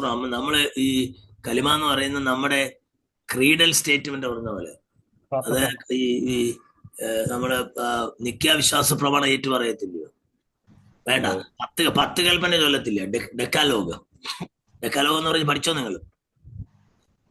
ആരാ പഞ്ചരത്നങ്ങൾ പഠിപ്പിച്ച? ഞാനാന്നോ? ദൈവമേ, ഞാൻ തന്നെയാന്നോ പഞ്ചരത്നങ്ങൾ പഠിപ്പിച്ചേ? എന്താ പിന്നെ മിണ്ടാ? ഡെക്കാലോഗ് എന്ന് പറഞ്ഞ എന്തുവാ? ഡെക്കാലോഗ് എന്ന് പറഞ്ഞ ജോൺസൺ CP, ഡെക്കാലോഗ് എന്ന് പറഞ്ഞ എന്താ? 10 കൽപ്പന. Fine, thank you. 10 കൽപ്പന ഞാൻ പഠിപ്പിച്ച ആവർത്തന പുസ്തകം വന്നപ്പോ ഞാനത് പഠിപ്പിച്ച, അവിടെ ചോദിച്ചത്. ഡെക്കാലോഗ് അതുപോലെ ഏറ്റു പറയാ. അതുപോലെ അവരുടെ ലാ ഇലാഹ ഇല്ലല്ലാ എന്ന് പറയുന്ന അവരുടെ ഒരു വിശ്വാസ പ്രമാണം ഏറ്റുചൊല്ലുന്ന പരിപാടിയുണ്ട്. അതാണ് കലിമ ചൊല്ലുക എന്ന് പറയുന്നത്. ഓക്കെ, ഞാൻ നിർത്തുന്നു. അപ്പൊ ചുരുക്കത്തിൽ നമ്മുടെ ഈ സ്കിം റീഡിങ് എന്ന് വെച്ചാൽ 1-ാമത്തെ റീഡിങ് സ്കാൻ റീഡിങ്, 2-ാമത്തെ സ്കിം റീഡിങ്, 3-ാമത്തെ കർസറി റീഡിങ്. അങ്ങനെയും വായിക്കാം, അർത്ഥമൊന്നും മനസ്സിലാക്കണമെന്നില്ല. ഇനി നമ്മൾ വായിക്കുന്നത് കൊണ്ടുള്ള നമ്മുടെ ലക്ഷ്യം എന്താണ്? അതിനനുസരിച്ചാണ് നമ്മുടെ റീഡിങ്ങിന്റെ സ്പീഡ് നിർണ്ണയിക്കുന്നത്. എന്താണ്? നാം ഒരു പുസ്തകമോ ഒരു ആർട്ടിക്കിളോ ഒരു ലേഖനമോ വായിക്കുമ്പോൾ വായിക്കുന്നതിന്റെ ഉദ്ദേശത്തിനനുസരിച്ച് വായനയുടെ സ്പീഡ് കുറയുകയോ കൂടുകയോ ചെയ്യും. പിടികിട്ടിയോ? കൂടെ ഉണ്ടോ? നമുക്കൊരു ഡീറ്റെയിൽഡ് സ്റ്റഡിയാണ് ഉദ്ദേശിക്കുന്നെങ്കിൽ വായനയുടെ സ്പീഡ് വളരെ കുറവായിരിക്കും. ഒരു മിനിറ്റിൽ പരമാവധി ഒരു 80 മുതൽ 100 വാക്കുകൾ വരെ വായിക്കത്തുള്ളൂ.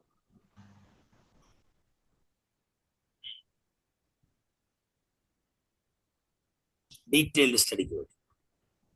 എന്നാൽ നമുക്കൊരു സ്വയം ഒരു എൻറിച്ച്മെന്റ്, നമുക്കൊരു സന്തോഷവും ഒക്കെ കിട്ടാനുള്ള ഒരു വായനയാണെങ്കിൽ, ഇത് സന്തോഷം കിട്ടണം, അർത്ഥമൊന്നും കൂടുതൽ അറിയണ്ട, കഥ വായിക്കുന്ന പോലെ വായിക്കുകയാണെങ്കിൽ, നമ്മുടെ സന്തോഷത്തിനോട് വായിക്കുകയാണെങ്കിൽ ഇത്രയും കൂടെ സ്പീഡ് വായിക്കാം. ഒരു മിനിറ്റിൽ ഒരു 100 മുതൽ 250 വാക്കുകൾ വരെ വായിക്കും.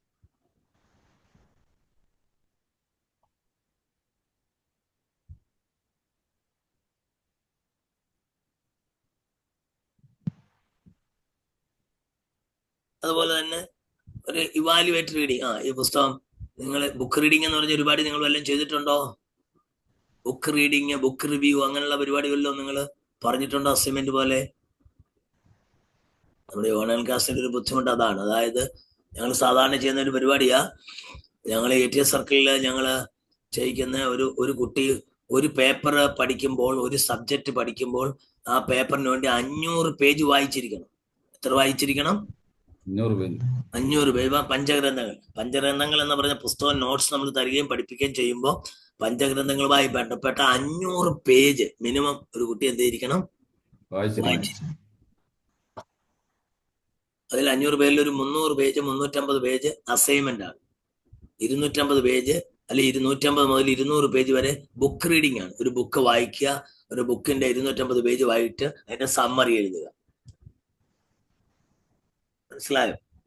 അങ്ങനെ ഒരു ഡീപ്പ് റീഡിംഗ് ഉണ്ട്. അപ്പം നമുക്ക് അങ്ങനെ ഒരു എൻറിച്ച്മെന്റിന് വേണ്ടി ഒരു ബുക്ക് ഇവാലുവേറ്റ് ചെയ്യാൻ വേണ്ടി, ഇപ്പൊ ബുക്ക് റീഡിംഗ് അല്ലെങ്കിൽ ബുക്ക് റിവ്യൂ എന്ന് പറഞ്ഞാൽ, നിങ്ങൾ ഈ പീരിയോഡിക്കൽസ് കണ്ടിട്ടുണ്ടോ? ഇംഗ്ലീഷ് പീരിയോഡിക്കൽസ്,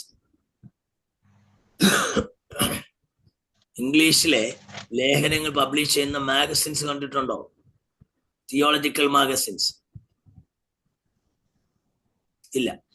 ആ മാഗസിൻ ശ്രദ്ധിക്കാമെങ്കിൽ അറിയാം, ഓരോ മാഗസിനിലും ഒരു 7, 5, 6 ഞങ്ങളുടെ കോളേജിൽ നിന്ന് പറഞ്ഞ തിയോളജിക്കൽ ന്യൂ ലൈഫ് ജേർണൽ എന്ന് പറഞ്ഞാണ് ഇറക്കുന്നത്. അല്ല, ആദ്യത്തെ ഒരു 4, 5 ലേഖനങ്ങൾ ആരെങ്കിലും ഒക്കെ സ്കോളേഴ്സ് ചെയ്തായിരിക്കും. എന്നിട്ട് അവസാനം 2 ബുക്ക് റിവ്യൂ എന്ന് പറഞ്ഞൊരു കാര്യം കാണും. എന്തോ കാണും? Book review. നിങ്ങൾ കേട്ടിട്ടുണ്ടോ ബുക്ക് റിവ്യൂ എന്ന് പറഞ്ഞാൽ എന്താന്ന്? അപ്പൊ ആരെങ്കിലും ഈ അടുത്ത കാലത്ത് എഴുതി പബ്ലിഷ് ചെയ്തൊരു പുസ്തകം, ആ പുസ്തകം വായിച്ചിട്ട് അതിനൊരു റിവ്യൂ എഴുതുക. എന്ന് വെച്ചാൽ ഈ പുസ്തകത്തിന്റെ ഉള്ളടക്കം എന്താണ്, ഈ പുസ്തകം ഗുണമുള്ളതാണോ, കൊള്ളാവുന്നതാണോ, ഗുണമില്ല, ചാപ്പാണോ, ചവറാണോ, ഇതിനകത്ത് എന്തെങ്കിലും കാര്യങ്ങളുണ്ടോ, കഴമ്പുണ്ടോ, ഈ ബുക്കിനെ കുറിച്ച് റിവ്യൂ. നിങ്ങളെ ഈ ഓൺലൈനിലൊക്കെ സാധനം മേടിക്കാറുണ്ടോ? ഉണ്ട്. സാധനം മേടിക്കുമ്പോൾ നിങ്ങൾ ആ സാധനം ഓർഡർ ചെയ്യുന്നതിന് മുമ്പ് അതിന്റെ റിവ്യൂ നോക്കാറുണ്ടോ? ഉണ്ട്. എന്തിനാ നോക്കുന്നേ? അത് വാങ്ങിച്ചാൽ നമുക്ക് ഉപയോഗം ഉണ്ടോന്ന് അറിയാം. നല്ലതാണെന്ന് അറിയാൻ. പോരാ. നിങ്ങൾ ഈ ഫോക്കസ്ഡ് ആയിട്ട് ഉത്തരം പറയാത്ത എന്താ? അതിന്റെ സ്റ്റാറിങ് കറക്റ്റ് ആണോ എന്നറിയാൻ. എന്തോ? അതിന്റെ സ്റ്റാറിങ് കറക്റ്റ് ആണോ എന്നറിയാൻ. റിവ്യൂ സ്റ്റാറിങ് അല്ല, റിവ്യൂ വായിക്കുന്ന എന്തിനാന്ന് എന്റെ ചോദ്യം. അല്ല സാറേ, അത് വേറെ ആൾക്കാർ ഉപയോഗിച്ച് അത് അവർക്ക് അതിങ്ങോട്ട് പറ. വേറൊരാൾ ഉപയോഗിച്ചു, അവരതിന്റെ അവർക്ക് അത് പ്രയോജനപ്പെട്ടില്ല, എന്ത് ഗുണമുണ്ട്, എന്ത് ദോഷമുണ്ട്, അപ്പൊ അതിനാ റിവ്യൂ. പിടികിട്ടില്ലയോ? എന്നതുപോലെ ഒരാൾ ഒരു പുസ്തകം എഴുതിയാൽ ആ പുസ്തകം വേറൊരു സ്കോളർ എന്ത് ചെയ്യും? ആ പുസ്തകത്തെ റിവ്യൂ ചെയ്തിട്ട് അതിന്റെ റിവ്യൂ ഈ മാഗസിന്റെ അവസാനം 1, 2 പുസ്തകത്തിന്റെ റിവ്യൂ കൊടുത്തേക്കും. പുതുതായി പബ്ലിഷ് ചെയ്താൽ ആ പുസ്തകത്തിന്റെ കണ്ടന്റ് എന്താണ്, ഇത് പ്രയോജനപ്പെടുമോ, പഠനത്തിന് കൊള്ളാവുന്നതാണോ, ഇത് ചവറാണോ, കൊള്ളാവുന്നതാണോ, അയാളുടെ ഒരു വ്യൂ പോയിന്റ്, ഒരു റിവ്യൂ നോക്കിയിട്ടാണ് നമ്മൾ എന്ത് ചെയ്യുന്നത്? ആ പുസ്തകം കൊള്ളാവുമെങ്കിൽ മേടിക്കുന്നത്. അല്ലാതെ ഞങ്ങളിപ്പോൾ ബൈബിൾ കോളേജിലേക്ക് ഒരു പുസ്തകം മേടിക്കണം, ഒരു പുതിയ പുസ്തകം വന്നിട്ടുണ്ട്, ആ പുസ്തകം മേടിക്കണമെങ്കിൽ മുമ്പ് പോയി അവർ പറയുന്ന കാശ് കൊടുത്ത് പുസ്തകം എന്ത് ചെയ്യത്തില്ല? മേടിക്കത്തില്ല. ഏതെങ്കിലും മാഗസിനകത്ത് ഈ പുസ്തകത്തെ കുറിച്ച് റിവ്യൂ ഉണ്ടോ എന്ന് നോക്കും. ആ റിവ്യൂ വന്നാൽ ആ റിവ്യൂ നോക്കിയിട്ട് എന്ത് ചെയ്യത്തുള്ളൂ? മേടിക്കത്തുള്ളൂ. അല്ലെങ്കിൽ ചുമ്മാ ചവറ് പോലെ പുസ്തകം കൊണ്ടൊന്ന് വീട്ടിൽ വെച്ചേക്കാം, ലൈബ്രറി ഇരിക്കുക, ആരും എടുത്ത് നോക്കത്തില്ല, ഡെഡ് മണി. അതുകൊണ്ട് പണം ചെലവാക്കേണ്ട പ്രയോജനമില്ല. വല്ലതും പിടികിട്ടിയോ? അപ്പൊ അങ്ങനെ ഒരു റിവ്യൂ നടത്തുന്ന രീതിയിൽ ഈ റിവ്യൂ എഴുതുന്ന ആളും, അതാ ഞാൻ പറയാൻ വന്നത്, ഈ ഒരു ബുക്കിനെ കുറിച്ച് റിവ്യൂ എഴുതുന്ന ആള് ഈ പുസ്തകം മൊത്തം, ഞാൻ എഴുതിയിട്ടുണ്ട് റിവ്യൂ. എന്നുവെച്ചാൽ ഒരാൾ പബ്ലിഷ് റിവ്യൂ അല്ല, ഒരു പ്രൊലോഗ് എഴുതാൻ, അല്ലെങ്കിൽ എന്താണ് പറയുന്നത്, ആ പുസ്തകത്തെ കുറിച്ച് അവതാരിക. നമ്മൾ പുസ്തകങ്ങളിലെ മലയാള പുസ്തകങ്ങൾക്കകത്ത് അവതാരിക എഴുതുന്ന കണ്ടിട്ടില്ലേ? അവതാരി എഴുതും. അവതാരി എഴുതുന്ന എങ്ങനെ? ഒരാൾ ഒരു പുസ്തകം എൻ്റെ കയ്യിൽ കൊണ്ടു തന്നു, ആ പുസ്തകം എൻ്റെ കൊണ്ടു തന്നു, സാറേ എൻ്റെ ഒരു സ്നേഹിതനാ, അദ്ദേഹം മരിച്ചു പോയി പാസ്റ്റ്, അദ്ദേഹം 2-3 പുസ്തകം പബ്ലിഷ് ചെയ്തു, നല്ലൊരു പുസ്തകമായിരുന്നു, എൻ്റെ പറഞ്ഞ ഒരു അവതാരി എഴുതി കൊടുക്കണം. ഞാൻ നോക്കിയപ്പോൾ എനിക്ക് അന്നേരം തീരെ സമയമില്ലാത്ത സമയത്ത്, പക്ഷെ ഞാൻ എഴുതി കൊടുത്ത ഒരു അവതാരിക. ഞാൻ അങ്ങനെ അവതാരി എഴുതുന്നേ? 300 പേജുള്ള 350 പേജുള്ള പുസ്തകം മൊത്തം കുത്തിരുന്ന് വായിച്ച് അവതാരി എഴുതാൻ പറ്റുമോ? ഇതെന്തോ ചെയ്യും? അതിന്റെ സ്റ്റാർട്ടിങ്ങും എൻഡിങ്ങും വായിച്ചു നോക്കിയിട്ട് അതിന്റെ ഉള്ളടക്കം എന്താണെന്ന് മനസ്സിലാക്കും. അതിന്റെ ഇൻട്രൊഡക്ഷൻ വായിക്കും. എന്തോ ചെയ്യും? ഇൻട്രൊഡക്ഷൻ വായിക്കും. ഇൻട്രൊഡക്ഷനകത്ത് പറഞ്ഞിരിക്കുന്ന കാര്യങ്ങളുടെ ഉത്തരമായിരിക്കും കൺക്ലൂഷനിൽ. മനസ്സിലായോ? എന്നിട്ട് ഓരോ ചാപ്റ്ററിന്റെയും ആദ്യത്തെ ഒരു പാരഗ്രാഫും അവസാനത്തെ ഓരോ പാരഗ്രാഫും വായിക്കും. അപ്പൊ നമുക്ക് ഈ പുസ്തകത്തിന്റെ ഉള്ളടക്കം എന്താണെന്ന് ഒരുമാതിരി ഇത് നിങ്ങൾക്കും പറഞ്ഞു തരുന്നത് ഇങ്ങനെയാണ് നമ്മളൊരു പുസ്തകത്തെ അവലോകനം ചെയ്യുന്നത് പോലെ. അത്തരത്തിലുള്ള ഒരു പുസ്തകം മൊത്തം ഡീപ്പായിട്ട് വായിക്കത്തില്ല. അവരിങ്ങനെ ഒരു കോംപ്രിഹെൻസീവ് വർക്കൊന്നുമില്ല, ഒരു ഇവാലുവേറ്റീവ് റീഡിങ്. അങ്ങനെയുള്ള റീഡിങ്ങിന് പരമാവധി ഒരു 200-നും ഒരു 300-നും ഇടയ്ക്കുള്ള വാക്കുകൾ ഒരു മിനിറ്റിൽ വായിക്കാം. ഓക്കെ. പിന്നെ ക്രിയേറ്റീവ് റീഡിംഗ് ഉണ്ട്, അങ്ങനെയുള്ളിടത്ത് 200-300 വായിക്കാം. പിന്നെ ഇൻഫോർമേഷൻ, ഒരു മാഗസിനിൽ നിന്ന് അപ്പൊ അത് ഇച്ചിരി വേഗത്തിലുള്ള 500 വാക്ക് വരെ എന്തെങ്കിലും ഒരു കാര്യം നമുക്കെന്ന് അറിയണം. അതിന്റെ ഇൻഫോർമേഷൻ പടപടാന്ന് എന്ത് ചെയ്യുക? ഇപ്പൊ ഒരു പ്രത്യേക കാര്യം നമ്മൾ മനസ്സിലാക്കണം. അതിനുവേണ്ടി ഒരു ഇന്ന പുസ്തകത്തിൽ അതിനകത്തുണ്ട്. ഞാൻ നിങ്ങളോട് കഴിഞ്ഞ പ്രാവശ്യം പറഞ്ഞായിരിക്കത്തില്ല, ഈ ഇൻഡെക്സ് അല്ലെങ്കിൽ മലയാളത്തിൽ എന്താ പറയുന്നേ, ഒരു പുസ്തകത്തിന്റെ ഒക്കെ അവസാനമേ ഒരു പുസ്തകത്തിന്റെ ടൈറ്റിൽ നിങ്ങൾ കണ്ടു. പുസ്തകത്തിന്റെ ടൈറ്റിൽ നിങ്ങൾ കണ്ടു. ഈ ടൈറ്റിൽ കണ്ടിട്ട് ഈ പുസ്തകത്തിന്റെ ഉള്ളടക്കം നിശ്ചയിക്കാൻ പറ്റുമോ?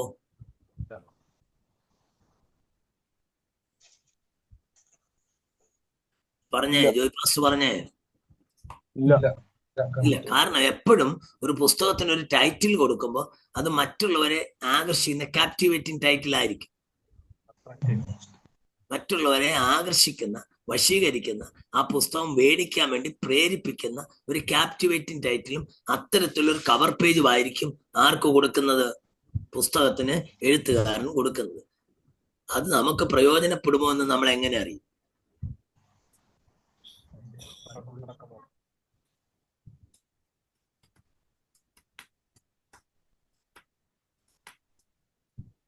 പറ. എന്റെ ഉള്ളടക്കം വായിച്ചിട്ടോ കൺക്ലൂഷൻ നമ്മളിപ്പോ ഉദാഹരണം ലളിതമായിട്ട് ഞാൻ പറയുക. ഒരു പുസ്തകം എൻ്റെ കിട്ടി.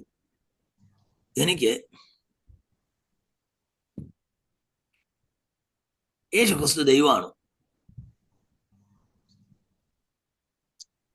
യേശുക്രിസ്തുവിന്റെ ദൈവത്വം. ഈ പുസ്തകത്തിനകത്ത് ഒരു 400 പേജുള്ള പുസ്തകമാണ്. ഈ പുസ്തകത്തിനകത്ത് യേശുക്രിസ്തുവിന്റെ ദൈവത്വം ഉണ്ടോ ഇല്ലയോ എന്ന് ഞാൻ എങ്ങനെ അറിയും?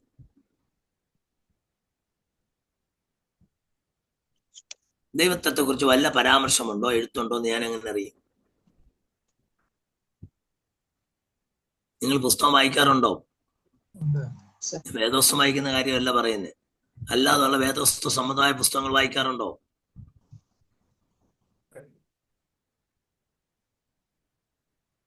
ആരും മിണ്ടരുത്. വായിക്കാറുണ്ട് സാറേ, ആ, എങ്ങനെ വായിക്കുന്നത്? അങ്ങനെ നീ പറയാം. എന്താ ഞാൻ പറഞ്ഞ ആശയം നിങ്ങൾ എങ്ങനെ വായിക്കും?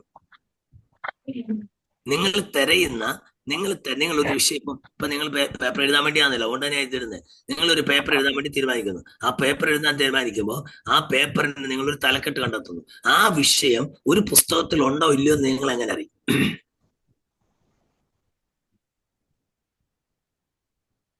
അതിന്റെ ഉള്ളടക്കം അതിനകത്ത് എഴുതിയിട്ടുണ്ടാവുമല്ലോ സാറേ. കണ്ടന്റ് നോക്കും അല്ലേ? കണ്ടന്റ് നമ്മൾ ഇങ്ങോട്ട് എടുക്കുമ്പോ അതിന് ആദ്യം എന്ത് കാണും? കണ്ടന്റ് ഉണ്ട്. എന്തുകൊണ്ട്? കണ്ടന്റ്, ഉള്ളടക്കം. അതോ കണ്ടന്റ് നോക്കി നിങ്ങൾക്ക് അതിനകത്ത് കണ്ടന്റ്, ഓരോ ചാപ്റ്ററിന്റെയും കണ്ടന്റ് നോക്കുമ്പോൾ നിങ്ങൾ അന്വേഷിക്കുന്ന കാര്യം ഉണ്ടോ എന്ന് നിങ്ങൾക്ക് മനസ്സിലാക്കാൻ കഴിയും. അങ്ങനെ കണ്ടന്റ് നോക്കിയിട്ടില്ല എന്നിരിക്കട്ടെ, അപ്പൊ പിന്നെ നിങ്ങൾ എന്ത് ചെയ്യും?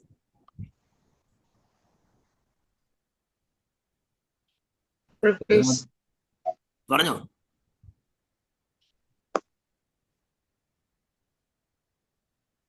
ഇൻഡെക്സ്. എന്തോ ഇൻഡെക്സ്? അതിനകത്ത് മറ്റുള്ളവർ അതിനെക്കുറിച്ച് തലക്കുറിമാനം അതിനകത്ത് എഴുതിയിട്ടുണ്ടാവും, ആ പുസ്തകത്തെ കുറിച്ച്. അത് നല്ല കാര്യം. അപ്പൊ അത് വായിച്ചു ഇൻഡെക്സ് പറഞ്ഞാൽ പറ. മോസസ് എന്താ ഇൻഡെക്സ്? സബ്ജക്ട് ഇൻഡെക്സ് എന്ന് പറഞ്ഞ്, അല്ലെങ്കിൽ പദസൂചിക എന്ന് പറഞ്ഞ് അവന്റെ അവസാനത്തെ പേജുകളിൽ ഒരു സാധനം കൊടുത്തേക്കും. ഏതെങ്കിലും പുസ്തകം എടുത്ത് നോക്കണം. സബ്ജക്ട് ഇൻഡെക്സ്, ഇത് വേർഡ് ഇൻഡെക്സ്. സബ്ജക്ട് ഇൻഡെക്സും കാണും, വേർഡ് ഇൻഡെക്സും കാണും. എന്ന് പറഞ്ഞാൽ ഇപ്പൊ ദൈവം, ദൈവം. ദൈവം എന്നുള്ള പദം ആ പുസ്തകത്തിൽ എവിടെങ്കിലും പറഞ്ഞിട്ടുണ്ടോ എന്നറിയാൻ ആ വേർഡ് ഇൻഡെക്സ് നോക്കിയാൽ അതിനകത്ത് ദൈവം എന്ന് എഴുതിയിട്ട് അതിന്റെ വലതുവശത്ത് പേജ് നമ്പർ 10, 18, 22, 100, 150 ഇങ്ങനെ ആ പേജ് നമ്പർ കൊടുത്തേക്കും. അപ്പൊ ആ പർട്ടിക്കുലർ പേജിൽ ആ വേർഡ് നോക്കിയിട്ട് അവിടെ നോക്കണം. അല്ലെങ്കിൽ സബ്ജക്ട് ഇൻഡെക്സ് കൊടുത്തേക്കും. ഇതിനകത്ത് കൈകാര്യം ചെയ്തിരിക്കുന്ന വിഷയങ്ങളുമായിട്ട് ബന്ധപ്പെട്ട് രക്ഷ, അല്ലെങ്കിൽ സാൽവേഷൻ, അല്ലെങ്കിൽ ക്രൂശീകരണം. അപ്പൊ ഈ പുസ്തകത്തിനകത്ത് ക്രൂശീകരണം എന്ന പദം, അല്ലെ കർത്താവിന്റെ രണ്ടാം വരവ്, എസ്കറ്റോളജി, അല്ലെ സ്നാനം, ഇങ്ങനെയുള്ള സബ്ജക്റ്റുകൾ ഇതിനകത്ത് ഏതെങ്കിലും പേജിൽ രേഖപ്പെടുത്തിയിട്ടുണ്ടോ, ഏതെങ്കിലും പേജിൽ ആ പദം ഉണ്ടോ എന്നുള്ളത്. അപ്പൊ സാൽവേഷൻ പേജ് നമ്പർ 2, 8, 16, 32, 42, 66. മനസ്സിലായോ? ഇത് വല്ലതും നോക്കിയിട്ടുണ്ടോ? ഓക്കെ, ഉള്ളവരാണെങ്കിൽ സന്തോഷം. അപ്പൊ ഇങ്ങനെയാണ് നമ്മൾ ഈ കാര്യങ്ങൾ കണ്ടെത്താൻ ശ്രമിക്കുന്നത്. ഓക്കെ, അടുത്തത് നമ്മളൊരു ബുക്ക് വായിക്കാൻ തുടങ്ങുമ്പോൾ ഞാൻ പറഞ്ഞ കാര്യങ്ങൾ തന്നെയാണ്. ഒരു ആർട്ടിക്കിൾ വായിക്കുമ്പോൾ നമ്മൾ മനസ്സിനെ ഒന്ന് പാകപ്പെടുത്തണം. എന്നിട്ട് നമ്മൾ അതിന്റെ ടൈറ്റിൽ നോക്കണം, അതിന്റെ സബ് ടൈറ്റിൽ നോക്കണം, എഴുത്തുകാരനെ നോക്കണം. അപ്പം ഒരു ആർട്ടിക്കിൾ വായിക്കാൻ, ഒരു മാഗസിനകത്ത് ഒരു ആർട്ടിക്കിൾ വായിക്കാൻ നമുക്ക് കിട്ടിയാൽ അത് നല്ലതാണ്. കാരണം അതിനകത്ത് വലിയ പൊടിപ്പും തൊങ്ങലും കാണത്തില്ല. ഇത് ആളുകളെ കൊണ്ട് മാഗസിൻ എപ്പോഴും ലൈബ്രറിക്കൊക്കെ ആണെങ്കിലും കോപ്പി വരുന്നത്. ഇതെല്ലാവർക്കും നിശ്ചിതമായ പരിസംഖ്യ അയക്കുന്നവർക്ക് മാസിക വന്നുകൊണ്ടേയിരിക്കും. അപ്പൊ അതിൻ്റെ അകത്ത് വരുന്ന ലേഖനങ്ങൾ നിശ്ചയമായി നമ്മൾ വായിക്കാതിരിക്കാം. പക്ഷെ അത് ആരും വിലക്ക് മേടിക്കണമെന്ന് നിർബന്ധമില്ല. നേരെ വെച്ചൊരു പുസ്തകമാണെങ്കിൽ നമ്മൾ വിൽപ്പനയ്ക്ക് വെക്കുന്നത്. ഇപ്പൊ മാഗസിനകത്ത് ഈ പുസ്തകം ആളുകളെ കൊണ്ട് വിലയ്ക്ക് മേടിപ്പിക്കാൻ വേണ്ടി പ്രകടനാത്മകമായി എന്തെങ്കിലുമൊക്കെ പൊടിക്കായി പ്രയോഗിക്കുന്ന പോലെ മാഗസിനകത്ത് എഴുതുന്ന ലേഖനങ്ങൾ എന്തോ പ്രയോഗിക്കാറില്ല. ഞാൻ പറഞ്ഞ നിങ്ങൾക്ക് മനസ്സിലായോ? നമുക്ക് ഏതെങ്കിലും സഭയുടെ മാഗസിൻ, ഇപ്പൊ അസംബ്ലീസ് കൊണ്ട് ദൂതൻ മാസികൻ, അല്ലെങ്കിൽ സുവിശേഷനാഥം എന്ന മാഗസിൻ, അതുപോലുള്ള മാഗസിൻ നമ്മൾ അതിന്റെ പരിസംഖ്യക്കാരാ. അത് എല്ലാ മാസവും അത് വീട്ടിൽ വന്നുകൊണ്ടേയിരിക്കും. അതിൻ്റെ അകത്ത് എഴുത്തുകാരെങ്കിലും എഴുതും, നമ്മൾ അതൊക്കെ വായിക്കും. അതിനകത്ത് ഈ എഴുത്തുകാരന് അയാളുടെ ആ ലേഖനത്തിന്റെ തലക്കെട്ടിനകത്ത് പൊടിപ്പും തങ്ങളൊന്നും ചേർക്കണ്ട, അയാൾക്ക് പ്രത്യേക വിൽപ്പനയ്ക്ക്. മറിച്ച് ഒരു പുസ്തകം പബ്ലിഷ് ചെയ്യുകയാണെങ്കിൽ അതിന്റെ തലക്കെട്ടിനകത്ത് ഒരു പൊടിപ്പും തങ്ങളൊക്കെ ചേർക്കണം. കാരണം ആളുകൾക്ക് അത് വശീകരിച്ച് എന്ത് ചെയ്യണം, മേടിക്കണം. അപ്പം സ്വാഭാവികമായിട്ടും ഈ ഒരു പ്രശ്നം ഇല്ലാത്തതുകൊണ്ട് ഒരു മാഗസിൻ വായിക്കാൻ എളുപ്പമാണ്. മാഗസിന്റെ ടൈറ്റിൽ നോക്കണം, അതിനകത്ത് സബ് ടൈറ്റിൽസ് നോക്കണം, എഴുത്തുകാരനെ നോക്കണം, അതിന്റെ ചാർട്ടുകൾ നോക്കാം, ഗ്രാഫുകള്, ഡയഗ്രാംസ്, അതിൻ്റെ അകത്തുള്ള ഫോട്ടോഗ്രാഫ്സ്, അതിൻ്റെ അകത്തുള്ള bold letters, bold faced material, ഇങ്ങനെ വലിയ വലിയ അക്ഷരത്തിൽ, വെണ്ടയ്ക്ക അക്ഷരത്തിൽ ക്യാപിറ്റൽ ലെറ്റേഴ്സിൽ ചെയ്തേക്കുന്നത്, അല്ല അതിൻ്റെ അകത്ത് ഹൈലൈറ്റ് ചെയ്തേക്കുന്നത്. ഇത്തരം കാര്യങ്ങൾ നമുക്ക് പെട്ടെന്ന് എന്ത് ചെയ്യാൻ പറ്റും, ക്യാച്ച് ചെയ്യാൻ പറ്റും. ഓക്കെ, മാത്രമല്ല ആ ലേഖനമാണെങ്കിൽ അതിന്റെ ഫസ്റ്റ് പാരഗ്രാഫിൽ തന്നെ അതിനകത്ത് എഴുതുന്ന ലേഖനത്തിന്റെ സബ്ജക്റ്റിന്റെ ഒരു ഇൻട്രൊഡക്ഷൻ കാണും. ഓക്കെ, അതിന് മാത്രമല്ല ആ ഇൻട്രൊഡക്ഷൻ അകത്ത് തന്നെ ഒരു ടോപ്പിക്കൽ സെന്റൻസ് കാണും. ആ ഇൻട്രൊഡക്ഷന്റെ അകത്ത് ആ പാരഗ്രാഫിൽ വിശദീകരിച്ചിരിക്കുന്ന പ്രധാന തീമിനെ പ്രതികരിക്കുന്ന ഒരു സെന്റൻസ് കാണും. അതിന് ടോപ്പിക്കൽ സെന്റൻസ് എന്നാ പറയുന്നത്. എല്ലാ പാരഗ്രാഫിലും ഉണ്ടാകുന്നത്. ഈ ശരിയായ എഴുത്തുകാര്, നന്നായി എഴുതുന്ന എഴുത്തുകാര്, എഴുത്തറിയാവുന്നവര്, അല്ല നമ്മൾ സാധാരണക്കാരെഴുതുന്നതല്ലേ, എഴുത്തറിയാവുന്നവർ പുസ്തകം എഴുതിയാൽ അവരെഴുതുന്ന പാരഗ്രാഫിനകത്ത് ഒരു പാരഗ്രാഫിൽ ഒരു ടോപ്പിക്കൽ സെന്റൻസ് കാണും. ആ ടോപ്പിക്കൽ സെന്റൻസിനെ ചുറ്റിപ്പറ്റിയായിരിക്കും അതിൻ്റെ അകത്തുള്ള ആശയങ്ങൾ മൊത്തം നിൽക്കുന്നത്. ഓക്കെ, ഇനി ഒരു പുസ്തകമാണ് വായിക്കുന്നതെങ്കിലോ,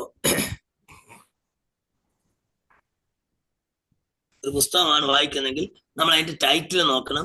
ടൈറ്റിൽ എപ്പോഴും ആൾക്കാരെ ആകർഷിക്കാൻ വേണ്ടി ഒരു രസകരമായ ടൈറ്റിൽ കൊടുത്തെന്നിരിക്കാം. പക്ഷേ നേരെ മറിച്ച് അതിന്റെ സബ് ടൈറ്റിൽസ് നോക്കണം. അത് കൂടാതെ ഇതിനൊരു ഒരു ജാക്കറ്റ് ഫ്ലാപ്പ് ആണ്. ജാക്കറ്റ് ഫ്ലാപ്പ് എന്ന് പറഞ്ഞാൽ ഇത് പൊതിഞ്ഞേക്കുന്ന ഒരു, കണ്ടിട്ടില്ലേ ചില പുസ്തകങ്ങളെല്ലാം നല്ല കട്ടിയുള്ള ബൈൻഡ് ആയിരിക്കും, അതിന്റെ പുറത്തെന്ത് കാണും, ഒരു കവർ പേജ് കാണും. കണ്ടിട്ടുണ്ടോ? ഉണ്ട്.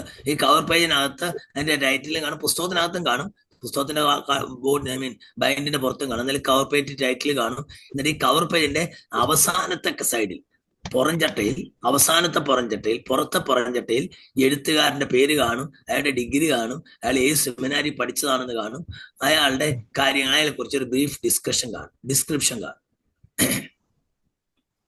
ഞാൻ എപ്പോഴും പുസ്തകം സെലക്ട് ചെയ്യുമ്പോൾ, വായിക്കാൻ എടുക്കുമ്പോൾ ആദ്യം ഞാൻ നോക്കുന്ന ഒരു സാധനമാണ് ഈ സാധനം. അതിന് ബ്ലർബ് എന്നാ പറയുന്നത്. എന്താണ്? ബ്ലർബ്. BLURB. എന്താണ് ബ്ലർബ് എന്ന് പറഞ്ഞാൽ? ബ്ലർഡ് അല്ല. ബ്ലർഡ് എന്ന് പറഞ്ഞാൽ തെളിച്ചല്ല കാണാം. Blurb, BLURB. ബ്ലർബ് എന്ന് പറഞ്ഞാൽ എന്താണ്? ബ്ലർബ് എന്ന് പറഞ്ഞാൽ ഈ എഴുത്തുകാരനെ കുറിച്ചുള്ള ഒരു ഷോർട്ട് ഇൻട്രൊഡക്ഷനാണ്. ഞാൻ പ്രത്യേകം ശ്രദ്ധിക്കും. എഴുത്തുകാരനെ കുറിച്ച് ശ്രദ്ധിക്കുമ്പോൾ ഞാൻ നോക്കും, ഓക്കെ, ഒരു അമേരിക്കൻ എഴുത്തുകാരനാണ്. അടുത്ത ഞാൻ നോക്കുന്നത് അയാളുടെ പേര് നോക്കി, എനിക്ക് പരിചയമില്ലാത്ത ഒരാളാണ്. അടുത്ത ഞാൻ നോക്കുന്ന അയാൾ എന്താ ഡിഗ്രി ചെയ്ത്, ഡോക്ടറേറ്റ് ആണ്. അയാൾ എവിടെയാണ് ഡോക്ടറേറ്റ് MDHും ചെയ്തത്? ഞാൻ നോക്കും ഫുള്ളർ തിയോളജിക്കൽ സെമിനാരി. എവിടെ? Fuller theological seminary. അപ്പൊ ഞാൻ ആ പുസ്തകം വായിക്കുന്നതിന് മുമ്പ് തന്നെ ഈ എഴുത്തുകാരൻ ഫുള്ളർ തിയോളജിക്കൽ സെമിനാരിയുടെ പ്രോഡക്റ്റ് ആയതുകൊണ്ട് അയാൾ പൊതുവെ ഒരു ബാപ്റ്റിസ്റ്റ് വ്യൂ ഓഫ് തിങ്കിങ് ഉള്ള ആളാണെന്ന് ഞാൻ കൺക്ലൂഷനിലെത്തും. പിടികിട്ടിയോ? അപ്പൊ ആ പുസ്തകം വായിക്കുമ്പോൾ എനിക്കൊരു ബയാസ് ഉണ്ട്. നിങ്ങൾ അറിയണം, ഏത് എഴുത്തുകാരൻ, ഞാൻ തീസിസ് എഴുതിയ ആളാ. ഞാൻ എഴുതുമ്പോൾ പോലും, നമ്മളൊരു ലേഖനം എഴുതുമ്പോഴും ഒരു തീസിസ് എഴുതുമ്പോഴും നമ്മളൊരു കാര്യം എഴുതുമ്പോൾ നമ്മുടെ ദൈവശാസ്ത്രപരമായ ചിന്താഗതിയുടെ ഫ്രെയിംവർക്കിൽ നിന്നേ നമ്മൾ എന്ത് ചെയ്യത്തുള്ളൂ, എഴുതത്തുള്ളൂ. എന്റെ തിയോളജിക്ക് അനുസരിച്ച് ഞാൻ എന്ത് ചെയ്യത്തുള്ളൂ, എഴുതത്തുള്ളൂ. അപ്പൊ സ്വാഭാവികമായിട്ടും നമ്മൾ ഇയാൾ ഫുള്ളറിലെ ആളാണ് ഈ എഴുത്തുകാരനെങ്കിൽ ഞാൻ നിഗമനത്തിലെത്തി, എന്റെ ഇൻഫറൻസ് എന്താണ്, ഇയാൾ ഒരു ബാപ്റ്റിസ്റ്റ് ചിന്താഗതിയുള്ള ആളാണ്. അല്ല, അടുത്തൊരാളിനെ നോക്കി, സോൻസോ അയാൾ ഫ്രം വെസ്റ്റ് മിനിസ്റ്റർ ആണ്. ഏത് സെമിനാരിയിലാണ്? വെസ്റ്റ് മിനിസ്റ്റർ സെമിനാരി ആണെങ്കിൽ അയാൾ ഇത്തിരി ഇങ്ങോട്ട് പെൻഡക്കോസ്റ്റൽ ഓറിയന്റഡ് ആണ് എന്ന് എനിക്കറിയാം.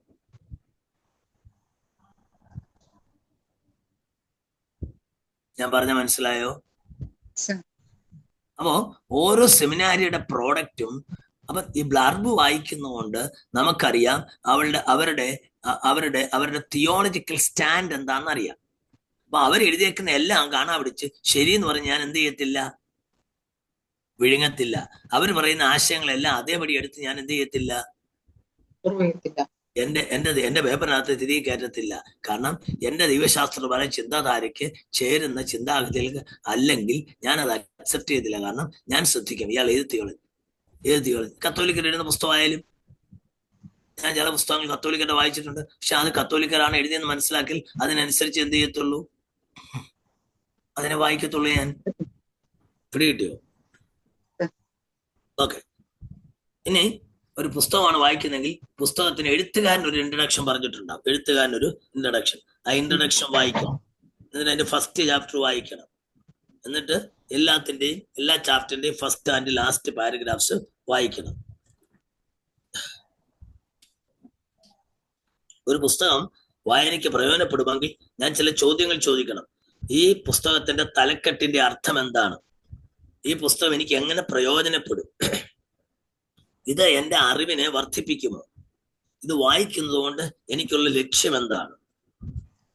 ഓക്കെ, അതാണ് പ്രധാനമായും നാം ചോദിക്കേണ്ട ചോദ്യങ്ങൾ. 2, ഇത് വായിക്കാം. ചില ഭാഗങ്ങൾ നമുക്ക് റിസൈറ്റ് ചെയ്യാം, ചില ഭാഗങ്ങൾ സമ്മറൈസ് ചെയ്യാം, ചില ഭാഗങ്ങൾ പാരഫ്രൈസ് ചെയ്യാം. ഇത്രയും കാര്യങ്ങൾ നമ്മൾ ശ്രദ്ധിക്കണം. ഇനി ഒരു പുസ്തകം വായിക്കുന്നതിന് മുൻപ് ഒരു പ്രധാന വിഷയം,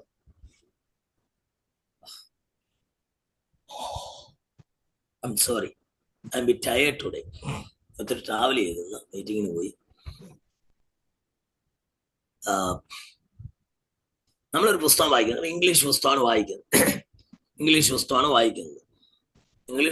വായിക്കുന്നതെങ്കിൽ അതിനകത്തുള്ള ഈ വായിക്കുന്ന പുസ്തകത്തിലെ പാതി വാക്കുകളിൽ കൂടുതലെങ്കിലും നമുക്ക് പരിചയമുള്ള ഇംഗ്ലീഷ് വാക്കുകളാണെങ്കിലേ നമുക്കത് വായിച്ചാൽ എന്ത് ചെയ്യത്തുള്ളൂ, മനസ്സിലാവത്തുള്ളൂ. അല്ലെ എപ്പോഴും ഡിക്ഷണറി വെച്ച് വായിക്കാൻ പറ്റൂ. ഒരു പേജിൽ ഒരു 10 വാക്ക് കൂടുതൽ പരിചയമില്ലാത്ത വന്നു കഴിഞ്ഞാൽ പാടാ. നമ്മൾ ഡിക്ഷണറി നോക്കി അർത്ഥം കണ്ടു. ഇപ്പൊ പിന്നെ ഇത്തിരി ഗൂഗിൾ ഉണ്ടായതിന്റെ അർത്ഥം കണ്ടുവിട്ട എന്നാൽ പോലും it will take lot of time. അപ്പൊ നമുക്ക് പ്രത്യേകിച്ച് എഴുത്തെഴുതുമ്പോ ഈ വാക്കുകളെ, വൊക്കാബുലറി, ഡിക്ഷൻസിനെ, വാക്കുകളെ 3 കാറ്റഗറി ആയിട്ട് തിരിക്കാം. എത്ര കാറ്റഗറി? 3. 3. ഒന്ന് ആക്റ്റീവ് വൊക്കാബുലറി. ഇപ്പൊ നമ്മൾ സ്ഥിരം ഉപയോഗിക്കുന്ന വാക്കുകളുണ്ട്. പറഞ്ഞാട്ടെ, ഞാൻ നിങ്ങളോട് ഒരു സത്യം പറയാം. ഒരു സത്യം കൂടെ പറയാം. നിങ്ങൾക്കൊരു 500 ഇംഗ്ലീഷ് വാക്കുകൾ അറിയാമോ? ഒരു 500 ഇംഗ്ലീഷ് വാക്കുകളുടെ അർത്ഥം അറിയാമെങ്കിൽ നിങ്ങൾ ഒരു സ്കോളറാ. നമ്മുടെ ഏറ്റവും വലിയ പ്രശ്നം നിങ്ങൾ കണ്ടിട്ടില്ലേ? ഈ സ്കൂളിലൊക്കെ പഠിക്കുന്ന 1ലും 2ലും 5ലും ഒക്കെ പഠിക്കുന്ന ഇംഗ്ലീഷ് മീഡിയം പഠിക്കുന്ന പിള്ളേര് പടപടപടാന്ന് ഇംഗ്ലീഷ് പറയുന്നേ കണ്ടിട്ടില്ലേ? ചിലയിടത്തൊക്കെ ചെല്ലുമ്പോൾ 1ലോ 2ലോ ആയിരിക്കും നല്ല സൂപ്പർ ഇംഗ്ലീഷ് പറയും. അപ്പൊ ഞാൻ ഇവരെ ഇങ്ങനെ ശ്രദ്ധിക്കുമ്പോൾ ഞാൻ കണ്ടെത്തിയത് ഇവർക്ക് ആകെപ്പാടെ ഈ കുഞ്ഞുങ്ങൾക്ക് അറിയാവുന്നത് ഒരു 10ഓ 50ഓ 60ഓ വാക്കുകളെ അറിയത്തുള്ളൂ. You understand? അവർക്കൊരു 10ഓ 60ഓ വാക്കുകൾ കൂടുതൽ അറിയത്തില്ല. പക്ഷെ ആ വാക്കുകളെ കൃത്യമായി തനത് രീതിയിൽ സമയത്ത് ഉപയോഗിക്കാൻ അവർക്ക് അറിയാവുന്നതുകൊണ്ടാ അവർ ഫ്ലുവന്റ് ആയിട്ട് സംസാരിക്കുന്നത്. ഇപ്പൊ നിങ്ങൾ എന്നെ ശ്രദ്ധിക്കുന്നു. ഇപ്പൊ ഞാൻ ഒരിക്കൽ എന്റെ വൊക്കാബുലറിയുടെ കപ്പാസിറ്റി എന്നറിയാൻ ഞാനൊരു ശ്രമം നടത്തി. ഞാനൊരു ഡിക്ഷണറി എടുത്തു വെച്ചു. ഒരു 400 പേജുള്ള ഒരു ഡിക്ഷണറി, 400 പേജുള്ള ഒരു ഡിക്ഷണറി എടുത്തു വെച്ചിട്ട് ഞാൻ ഓരോ പേജ് മറിക്കാൻ തുടങ്ങി. മറിച്ചിട്ട് ഓരോ പേജിലെയും വാക്കുകൾ ഞാൻ നോക്കി. ഓരോ പേജിലും ഒരു 5-8 വാക്കുകൾ വെച്ച് എനിക്കറിയാം. അപ്പൊ ഞാൻ വിചാരിച്ചു, കർത്താവ്, ഒരു 10,500 വാക്കുകൾ പദം അതെനിക്ക് അറിയാമോ? 3,500 ഇംഗ്ലീഷ് വാക്ക് എനിക്കറിയാമോ? ഞാനപ്പോ ഒരു സൂപ്പർ സ്കോളർ ആണല്ലോ. പക്ഷെ എന്റെ പ്രശ്നം എന്താ? ഈ 3,500 വാക്കും എനിക്ക് ആവശ്യമുള്ളപ്പോ എനിക്ക് ഉപയോഗിക്കാതെ കാരണം എന്റെ ടങ് ടിപ്പിൽ വരുത്തില്ല. നമ്മൾ ആക്റ്റീവായിട്ട് ഉപയോഗിക്കുന്ന കുറെ വൊക്കാബുലറി ഉണ്ട്. ഞാൻ ഇപ്പോഴും പരിതാപമാണ്. ഇപ്പോഴും പുതിയ വാക്കുകൾ. ഞാൻ കഴിഞ്ഞ ദിവസം ഒരു വാക്ക് പഠിച്ചു, പെർഫോറേറ്റ്. കഴിഞ്ഞ ദിവസം ഒരു വാക്ക് പഠിച്ച പെർഫോറേറ്റ്. ഞാൻ ഗ്രീക്ക് പഠിക്കുന്ന, ഗ്രീക്ക് പ്രസംഗിക്കുന്ന വാക്കുകൾ ഉപയോഗിക്കുന്നുണ്ട്. ആ ഗ്രീക്ക് വാക്കിന്റെ അർത്ഥം നോക്കുമ്പോൾ ചില അർത്ഥങ്ങൾ ഇത്തിരി ഡീപ്പ് മീനിങ്, അപ്പൊ അതിന് ചില വ്യത്യസ്ത വാക്കുകളാണ്. അങ്ങനെ ഞാൻ പഠിച്ചൊരു വാക്ക് പെർഫോറേറ്റ്. ഓക്കെ. അപ്പൊ ഞാൻ ഇപ്പോഴും പഠിക്കുക. ഒരു ദിവസം കഴിയുമെങ്കിൽ 2, 3, 5 പുതിയ വാക്കുകൾ പഠിക്കുക. ഞാനൊരു ക്ലാസ്സിൽ പോയി ലെക്ചർ, എന്റെ ക്ലാസ്സിൽ കോളേജിൽ പോയി ഞാൻ ക്ലാസ് എടുക്കുമ്പോൾ എന്റെ ഒരു ക്ലാസ്സിൽ ഞാൻ ഒരു സെമസ്റ്റർ ക്ലാസ് എടുക്കുമ്പോൾ ഒരു മിനിമം ഒരു 400 പുതിയ വൊക്കാബുലറി എന്റെ ക്ലാസ്സിൽ പറഞ്ഞിരിക്കും. പിള്ളേരുടെ ഞാൻ ഒരിക്കൽ പറഞ്ഞു എഴുതി വെക്കും. ഒരുത്തൻ എഴുതി. ഓരോ ക്ലാസ്സിലും ഞാൻ 5, 6 പുതിയ വൊക്കാബുലറി പറയും. അവനറിയാത്ത, പക്ഷെ എനിക്കറിയാവുന്നു. അവൻ എഴുതാൻ പറഞ്ഞു. അവനൊരു കുഞ്ഞു ബുക്കിൽ എഴുതി വെച്ചിട്ട് ആ സെമസ്റ്റർ ഇതുവരെ പോകാൻ പറഞ്ഞു. സാറേ 365ഓ 370ഓ വാക്ക് ഞാൻ പുതിയതായിട്ട് പഠിച്ചു ഒരു സെമസ്റ്ററിൽ. നമുക്ക് ആക്റ്റീവായിട്ട് കുറെ vocab, come, go, write, sleep, bath, നിങ്ങൾക്ക് അറിയാവുന്ന നിങ്ങളുടെ ഡെയിലി യൂസിൽ നിങ്ങൾ ഉപയോഗിക്കുന്ന കുറെ വാക്കുകളുണ്ടല്ലോ. അത് ആക്റ്റീവ് വൊക്കാബുലറി. ആ ആക്റ്റീവ് വൊക്കാബുലറി കൂടുതലുള്ള പുസ്തകങ്ങൾ വായിച്ചാൽ വേഗം മനസ്സിലാവും. വേറെ ചിലരെന്താന്ന് ചോദിച്ചാൽ റിസർവ് വൊക്കാബുലറി ഞാൻ ഒരിക്കൽ എവിടെയോ അമേരിക്കയിൽ അങ്ങാണ്ട് പോയി പ്രസംഗിച്ചപ്പോ, ഒക്ലഹോമ ഷാരോൺ ചർച്ച് ഞാൻ പ്രസംഗിച്ചു. ഷാരോൺ ചർച്ച് ഞാൻ പ്രസംഗിച്ചപ്പോ ഏതാണ്ട് വന്ന് പറഞ്ഞു, നിന്റെ ജീവിതം മുഴുവൻ തകർന്നിരിക്കുകയാണെങ്കിലും you may be in a dilapidated situation. Dilapidated എന്താണ്? ആ പ്രസംഗം കഴിഞ്ഞപ്പോ ആ സഭയിലെ ഒരു സീനിയർ മെമ്പർ എന്നോട് പറഞ്ഞ്, രാജു തോമസേ, 20 വർഷത്തിന് ശേഷം ആ ഡിലാപ്പിഡേറ്റഡ് എന്ന് പറയുന്ന വാക്ക് ഞാൻ ആദ്യമായിട്ടാണ് കേൾക്കുന്നത്. തകർന്നുടഞ്ഞു പോയെന്നൊക്കെ ഉണ്ട് ഡിലാപ്പിഡേറ്റഡ്. ആ പുള്ളി എന്നോട് പറഞ്ഞു.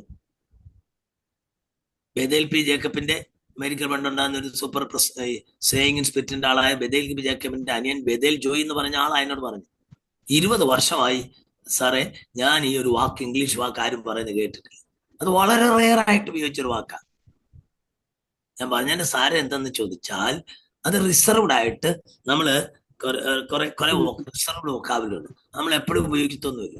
അപ്പൊ നിങ്ങൾ ചെയ്യേണ്ടത്, നിങ്ങൾ പഠിച്ച വാക്കുകൾ എന്തെങ്കിലുമൊക്കെ സെന്റൻസിലാക്കി സ്ഥിരം എന്ത് ചെയ്യണം? ഉപയോഗിച്ച് തുടങ്ങണം. വേറെ ചിലരുണ്ട് പാസീവ് ഒക്കെ, അത് നമ്മൾ അങ്ങനെ ഉപയോഗിക്കാറേ ഇല്ല. ഞാൻ ലളിതമായിട്ട് പറയാം. ചേന എന്നുള്ള ഇംഗ്ലീഷ് നിങ്ങൾക്ക് അറിയാമോ? കാച്ചിൽ അത് പറയത്തില്ല.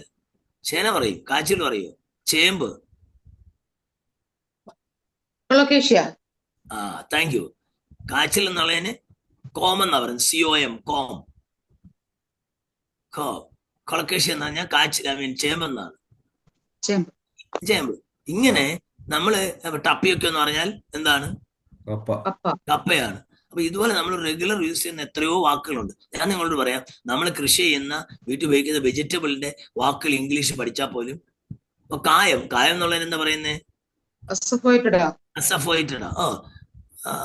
പുളി എന്നുള്ളതിന് എന്താ പറയുന്നത്? Turmeric. Tamarind. Tamarind. Tamarind. Turmeric. Oh tamarind. Sorry. Tamarind. Turmeric. Okay. അപ്പൊ അതുപോലെ എനിക്ക് തോന്നുന്നു കേരളത്തിന് പുറത്തുള്ളവരാ നിങ്ങളും തോന്നുന്നു, അല്ലെങ്കിൽ ഇത്രയും ചാടി കയറി പറയത്തില്ല. മലയാളികൾ കേരളത്തിൽ താമസിക്കുന്നവർക്ക് ഈ വാക്കുകൾ അറിയത്തില്ല. അപ്പൊ ഞാൻ പറഞ്ഞതിന്റെ സാരം ഇത്തരത്തിൽ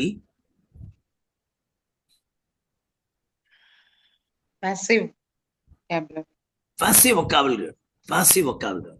So you may not be familiar with such words, but we have to try. We have to study such words. അത്തരത്തിൽ വാക്കുകൾ പഠിച്ചെങ്കിലേ നമുക്ക്, പ്രത്യേകിച്ച് ഇപ്പോഴത്തെ ഒരു സംവിധാനത്തിൽ ഏറ്റവും വലിയ പ്രശ്നം എന്താണെന്ന് ചോദിച്ചാൽ, ഇപ്പൊ പബ്ലിഷ് ചെയ്യുന്ന പുസ്തകങ്ങളിൽ വെസ്റ്റേൺ കൺട്രീസിൽ പബ്ലിഷ് ചെയ്യുന്നത്, ഞാൻ വെസ്റ്റേൺ കൺട്രീസിൽ പോയിട്ടുള്ളപ്പോഴും അവിടെയുള്ള ആളുകളോട് സംസാരിച്ചപ്പോഴും, ഞാൻ ഒരു ചർച്ചിൽ പ്രസംഗിച്ചു. ഞാൻ മലയാളത്തിൽ പ്രസംഗിച്ചു, പക്ഷെ ചില സെന്റൻസുകളൊക്കെ ഞാൻ ഇംഗ്ലീഷിൽ പറഞ്ഞു. കാരണം അവിടെ ഒത്തിരി യൂത്ത്സ് ഉണ്ടായിരുന്നു അമേരിക്കയിൽ. മീറ്റിംഗ് കഴിഞ്ഞപ്പോൾ ഒരു വീട്ടിൽ ചെന്നപ്പോൾ അവിടെ +2 അവിടെ +1 +2 ആ ലെവലിൽ പഠിക്കുന്ന ഒരു കൊച്ചുണ്ട്. ആ കൊച്ചെന്നോട് പറഞ്ഞു, അങ്കിളിന്റെ കുറെ വൊക്കാബുലറി ഞാൻ ആദ്യം കേൾക്കുവാണ്. അമേരിക്ക ജനിച്ചോളെന്ന കൊച്ചാ. കാരണം എന്താ, അവര് ചില വൊക്കാബുലറി അവർക്ക് പാസീവാണ്, അവർ ഉപയോഗിക്കത്തേ ഇല്ല. മലയാളത്തിലുള്ള പല വാക്കുകളുടെ അർത്ഥം നമുക്കറിയാമോ? അറിയത്തില്ല. മലയാളം ഭയങ്കര പാടാ. മലയാളത്തിലെ പല സ്റ്റാൻഡേർഡ് വാക്കുകൾ നമുക്കറിയത്തില്ല. നമ്മൾ കൊളോക്കിൽ ഉപയോഗിക്കുന്ന കുറേയേറെ വാക്കുകൾ നമുക്കറിയാം. അതിനപ്പുറം ഞാൻ കഴിഞ്ഞ ദിവസം ഏതോ ക്ലാസ്സിൽ ഏതാണ്ട് കാര്യം പറഞ്ഞപ്പോ ഞാൻ വാക്ക് പറഞ്ഞു, സാർ അത് അറിയത്തില്ല. ഓക്കെ, ഞെരിഞ്ഞിൽ. ഞെരിഞ്ഞിൽ എന്ന് പറഞ്ഞാൽ എന്താണെന്നറിയാമോ? മുൾച്ചെടി. ഒരു മുൾച്ചെടിയാ, നമുക്കറിയാം. ഞാൻ പുള്ളിയോട് പുള്ളി ആദ്യം കേൾക്കുവാന്ന് അങ്ങനത്തെ സാധനം. ഞാൻ പറയും, നിങ്ങൾ മലയാളി തന്നെ ആണോ? സംഭവം എന്താ, അയാളുടെ കിഡ്നിയുടെ ബ്ലോഡിയിൽ ഇച്ചിരി സ്റ്റോൺസ് ഒക്കെ ഡെപ്പോസിറ്റ് ചെയ്യുന്നു. അപ്പൊ ഞാൻ ഞെരിഞ്ഞിൽ വെള്ളം കുടിക്കാൻ പറഞ്ഞു ഒരു 2 ആഴ്ചത്തേക്ക്. അത് അങ്ങ് കുത്തിളക്കി പോകും മിക്കാറ്, ചെറുതൊക്കെ അങ്ങ് പോകും. ഈ ഞെരിഞ്ഞിൽ ഞാൻ പറഞ്ഞു, വല്ല അങ്ങാടി കടയിൽ പോയി ചോദിച്ചാൽ കിട്ടുമെന്ന് പറഞ്ഞു. അപ്പൊ ഇങ്ങനെ ഒത്തിരി സാധനമുണ്ട്. അപ്പോ ഞാൻ പറഞ്ഞു വന്നൊരു സാരം, മലയാളത്തിലെ പോലും സാൻസ്ക്രിറ്റുമായിട്ട് ബന്ധപ്പെട്ട കുറേയേറെ പദവിന്യാസങ്ങൾ അല്ലെങ്കിൽ വാക്കുകളുണ്ട്, നമുക്ക് പലതും അറിയത്തില്ല. എന്നതുപോലെ ഇംഗ്ലീഷിൽ അപ്പൊ ഇപ്പോഴത്തെ ഒരു സിസ്റ്റം എന്ന് പറഞ്ഞാൽ, ഇപ്പൊ എല്ലാം ഈ സിനോണിയംസ് കിട്ടാൻ ഭയങ്കര എളുപ്പമാണ്. അതുകൊണ്ട് കമ്പ്യൂട്ടർ വന്നപ്പോഴത്തേക്ക് ആളുകൾ ഒരു വാക്ക് എഴുതിയിട്ട് അതിന്റെ സിനോണിയം കമ്പ്യൂട്ടറിൽ നിന്ന് ഡെറൈവ് ചെയ്തിട്ട് അവർ ആ വാക്ക് മാറ്റി എന്ത് ചെയ്യും. ഇപ്പൊ ഞങ്ങളുടെ കോളേജിൽ തന്നെ AI വന്നപ്പോഴത്തേന് എല്ലാം അട്ടിമറിക്കപ്പെട്ടു. എന്റെ ക്ലാസ്സിൽ പിള്ളേർ അസൈൻമെന്റ് എഴുതിക്കൊണ്ട് തരുമ്പോൾ ഞാൻ ഞെട്ടിപ്പോറുണ്ട്. അവന്റെ സ്റ്റാൻഡേർഡ് എന്താണെന്ന് എനിക്കറിയാം, അവന്റെ എക്സാം പേപ്പർ നോക്കുമ്പോൾ അവന്റെ സ്റ്റാൻഡേർഡ് എനിക്കറിയാം. പക്ഷെ അസൈൻമെന്റ് കൊടുത്തരുമ്പോൾ സൂപ്പറും. അപ്പൊ ഞാൻ നോക്കും, ഇത് പുസ്തകത്തിന് കോപ്പി ചെയ്യുന്നതല്ല, ഇവൻ എഴുതി പിടിപ്പിച്ചിട്ട് എന്ത് ചെയ്യും. ഇപ്പൊ കഴിഞ്ഞ ദിവസം ഒരുത്തൻ തീസിസ് ചെയ്യുന്ന അവൻ എന്നോട്, സാറേ ഈ ആശയം, ഞാൻ വെച്ചു നീ ഇങ്ങനെ ഇത്രയും ലാംഗ്വേജ് വന്നടാ മോനെ. അപ്പൊ അവൻ പറഞ്ഞു, സാറേ ഞാൻ മലയാളത്തിൽ എനിക്ക് കാര്യം കിട്ടി, ഞാനത് ഗൂഗിൾ ട്രാൻസ്ലേറ്റർ ഇട്ടുന്നു. ചിലർ AI ഉപയോഗിക്കും, ഗൂഗിൾ ട്രാൻസ്ലേറ്റർ ഇട്ടിട്ട് എനിക്ക് അതുകൊണ്ട് നോക്കാൻ എളുപ്പമോ. പക്ഷെ അത് തെറ്റാണ്. അതുകൊണ്ട് എന്ത് പറ്റി, ഈ പുസ്തകം പബ്ലിഷ് ചെയ്യുന്ന പല പുള്ളികളും അങ്ങനെയുള്ള സംവിധാനം ചെയ്യുന്നതുകൊണ്ട് വളരെ റെയറായ വൊക്കാബുലറി ഇപ്പൊ കൂടിക്കൂടി വരുന്നുണ്ട് പുസ്തകങ്ങളിൽ. അത് നമ്മളെ പോലുള്ള ആളുകൾക്ക് വായിച്ച് മനസ്സിലാക്കാൻ എളുപ്പമല്ല. എന്നാലും അത് വായിക്കുന്നതിന്റെ ഗുണം പുതിയ വൊക്കാബുലറി പഠിക്കാൻ പറ്റും. ഓക്കെ, അപ്പൊ ഒരു പുസ്തകം വായനയിൽ നമ്മൾ ഇതുപോലെ ശ്രദ്ധിക്കേണ്ടതുണ്ട്. അടുത്തത് എങ്ങനെയാണ് എഴുതുന്നത്. ഇപ്പൊ വായനയുടെ കാര്യം മനസ്സിലായോ? ഹലോ, മനസ്സിലായി. നമ്മളൊരു വിഷയത്തെ നിങ്ങളിപ്പം തീസിസ് എഴുതാൻ പോകുന്നു, അല്ലെങ്കിൽ ഒരു പേപ്പർ എഴുതാൻ പോകുന്നു. ഒരു പേപ്പർ എഴുതുമ്പോൾ നിങ്ങൾക്ക് ഇഷ്ടമുള്ള ഒരു സബ്ജക്റ്റ് എടുക്കാവൂ. എന്താണ്? പേഴ്സണൽ ഇൻട്രസ്റ്റ് ഉള്ള ഒരു സബ്ജക്റ്റ് എടുക്കണം. പറഞ്ഞ മനസ്സിലായോ? എന്നെങ്കിലേ നിങ്ങളുടെ ക്രിയേറ്റിവിറ്റിയും എഫക്റ്റീവ്നെസ്സും ആ റൈറ്റിങ്ങിൽ കൊണ്ടുവരാൻ കഴിയത്തുള്ളൂ. അതുപോലെ തന്നെ നിങ്ങളുടെ മെമ്മറി, നിങ്ങളുടെ എക്സ്പീരിയൻസ്, നിങ്ങളുടെ ഇമാജിനേഷൻസ്, നിങ്ങളുടെ ഇൻഫറൻസസ്, നിങ്ങൾക്ക് എന്താ മലയാളം പറയട്ടെ, നിങ്ങളുടെ ഓർമ്മകൾ, നിങ്ങളുടെ അനുഭവങ്ങൾ, നിങ്ങളുടെ ഭാവനകൾ, നിങ്ങളുടെ ഇൻഫറൻസസ്, അനുമാനങ്ങൾ. അപ്പൊ ഇത്തരത്തിലുള്ള കാര്യങ്ങൾ നിങ്ങൾക്ക് ഇഷ്ടമുള്ള സബ്ജക്റ്റ് ആണെങ്കിൽ മാത്രമേ അതിനകത്ത് കൊണ്ടുവരാൻ കഴിയത്തുള്ളൂ.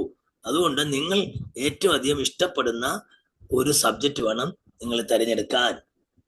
2, നിങ്ങൾ സബ്ജക്റ്റ് തിരഞ്ഞെടുക്കുമ്പോൾ limit your subject, limited subject എന്ന് പറഞ്ഞാൽ ഈ വളരെ സൂപ്പർഫ്ലോസ് ആയിട്ടുള്ള, പെരിഫറൽ ആയിട്ടുള്ള ഒരു സ്റ്റഡി തന്നെ ചെയ്യുമ്പോൾ ഞങ്ങൾ പറയുന്ന 2 മെത്തേഡ്, ഒന്ന് ഇൻഡക്റ്റീവ് സ്റ്റഡിയും ഒന്ന് ഡിഡക്റ്റീവ് സ്റ്റഡി. കേട്ടിട്ടുണ്ടോ അങ്ങനെ? ഇൻഡക്റ്റീവ് സ്റ്റഡി എന്ന് പറഞ്ഞാൽ എന്താണെന്നറിയാമോ? ഒരു പോയിന്റിൽ നിന്ന് തുടങ്ങിയിട്ട് ഇങ്ങനെ ഇങ്ങനെ താഴോട്ട് എ അരയ്ക്കുന്നതിന്റെ അകത്ത് വെട്ടില്ല. ഒരു പോയിന്റിൽ തുറന്നിട്ട് ഡീപ്പായിട്ട് കയറി വരിക. അതാണ് എന്ത്? Inductive study. ഡിഡക്റ്റീവ് സ്റ്റഡി പോലെ വളരെ സൂപ്പർഫ്ലോയ്സ്, മാക്രോ തുടങ്ങിയിട്ട് ഒരു മൈക്രോയിലേക്ക്, അതായത് വിശാലമായി തുടങ്ങിയിട്ട് ഒരു പോയിന്റിലേക്ക്, അതാണ് മാക്രോ ലെവലിൽ നിന്ന് മൈക്രോ ലെവലിലേക്ക് പോകുന്ന ഒരു സ്റ്റഡിയാണ് ഡിഡക്റ്റീവ് സ്റ്റഡി. മറിച്ച് ഇൻഡക്റ്റീവ് സ്റ്റഡി എന്ന് പറഞ്ഞാൽ ഒരു മൈക്രോ ലെവൽ, ചെറിയ പോയിന്റിൽ തുടങ്ങിയിട്ട് ഒരു മാക്രോ വിശാലമായി പോകുന്ന ഒരു മെത്തേഡാണ് അത് ഇൻഡക്റ്റീവ് സ്റ്റഡി എന്ന് പറയും. അപ്പൊ ഇങ്ങനെ നമ്മൾ ഒരു സബ്ജക്റ്റ് എടുക്കുമ്പോൾ അതിനെ പരിമിതപ്പെടുത്തണം.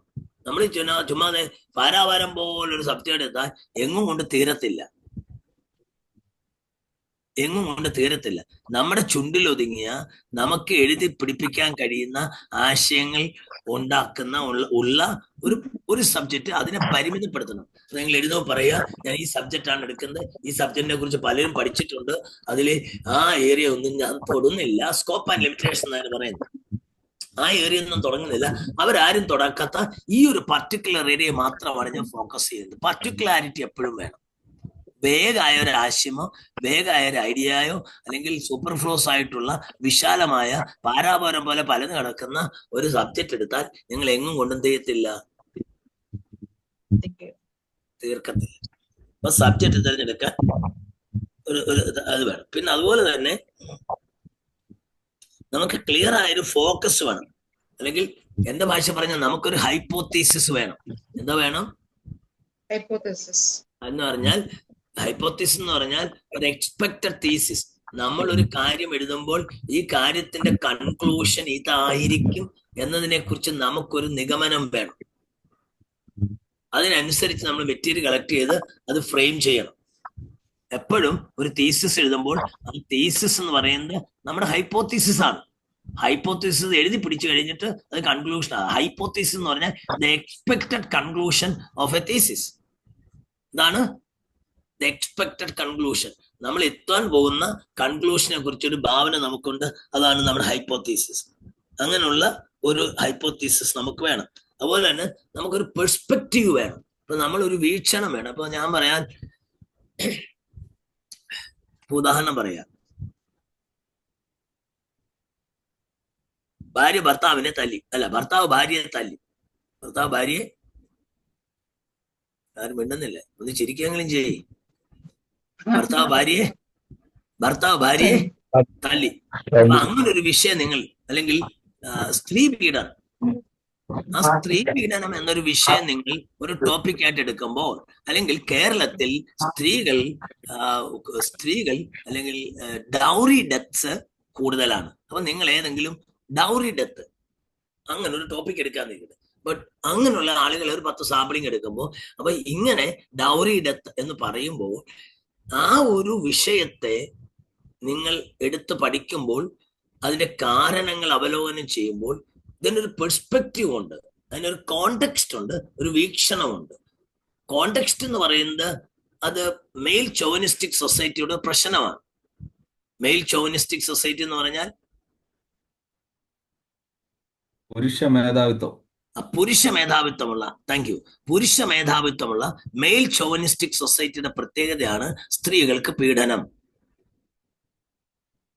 പറഞ്ഞ മനസ്സിലായോ? അപ്പൊ ആ ഒരു വൈഡർ കോണ്ടെക്സ്റ്റിനകത്തേക്ക് നമ്മൾ എടുത്തുകൊണ്ടുവന്ന ഒരു സ്ത്രീപീഡന കേസ് വയ്ക്കുന്നു. എന്നിട്ട് അതിനൊരു പെർസ്പെക്റ്റീവ്, ഒരു വീക്ഷണമുണ്ട്, ഒരു ക്രിട്ടിക്കൽ വേ ഓഫ് തിങ്കിങ് ഉണ്ട്. ഇപ്പൊ ഉദാഹരണം, നമ്മളൊരു പെർസ്പെക്റ്റീവ് എടുക്കുമ്പോൾ തന്നെ അതിന്റെ കൂടെ തന്നെ നമ്മളിപ്പോ ഒരു ഫോട്ടോ നിങ്ങൾ ഒരു ഫോട്ടോ കാണുന്നു. ഒരു ഫോട്ടോയുടെ നേരെ മുന്നിൽ നിന്ന് നോക്കുമ്പോൾ അല്ലെ ഒരാളിന്റെ ഫോട്ടോ എടുക്കുന്നു. ഒരാളുടെ ഫോട്ടോ എടുക്കുമ്പോൾ അയാളുടെ നേരെ മുന്നിൽ നിന്നൊരു ഫോട്ടോ എടുക്കുന്നതും അയാളുടെ മുന്നിൽ താഴോട്ട് എന്നിങ്ങനെ മേപ്പോട്ട് ക്യാമറ. നിങ്ങൾ കണ്ടിട്ടില്ലേ ഈ പത്രങ്ങളിലൊക്കെ പടം കൊടുക്കുമ്പോഴേ പത്രക്കാരെ ഫോട്ടോ എടുക്കുന്ന നമ്മൾ കണ്ടിട്ടില്ലേ? പ്രധാനമന്ത്രിയുടെയും പ്രസിഡന്റിന്റെയും ഒക്കെ ഫോട്ടോ കൊടുക്കുമ്പോൾ എന്ത് ചെയ്യും? അവരുടെ ഫോട്ടോ വലുതായിട്ട് ബാക്ക്ഗ്രൗണ്ട്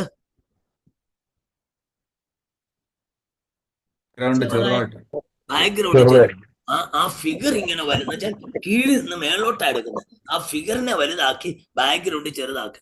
എന്നാൽ ഭിക്ഷക്കാരുടെ കാര്യവും പട്ടി കടിച്ച കാര്യവും അല്ലെങ്കിൽ വഴിയാധാരമായതിന്റെ കാര്യവും കാണിക്കുമ്പോൾ ഈ ബാക്ക്ഗ്രൗണ്ട് വലുതും ആളിന്റെ ഫോട്ടോ ചെറുത്. എന്നുവെച്ചാൽ ഇങ്ങനെ മേളിൽ നിന്ന് കീഴോട്ടാ ഫോക്കസ് ചെയ്യും. ഇത് പ്രസിന്റെ ഒരു പ്രത്യേകതയാണ്. പത്രത്തിന്റെ ഒരു പത്രക്കാരുടെ അവരെ അങ്ങനെ ട്രെയിൻ ചെയ്യുന്നത്. കാരണം ഈ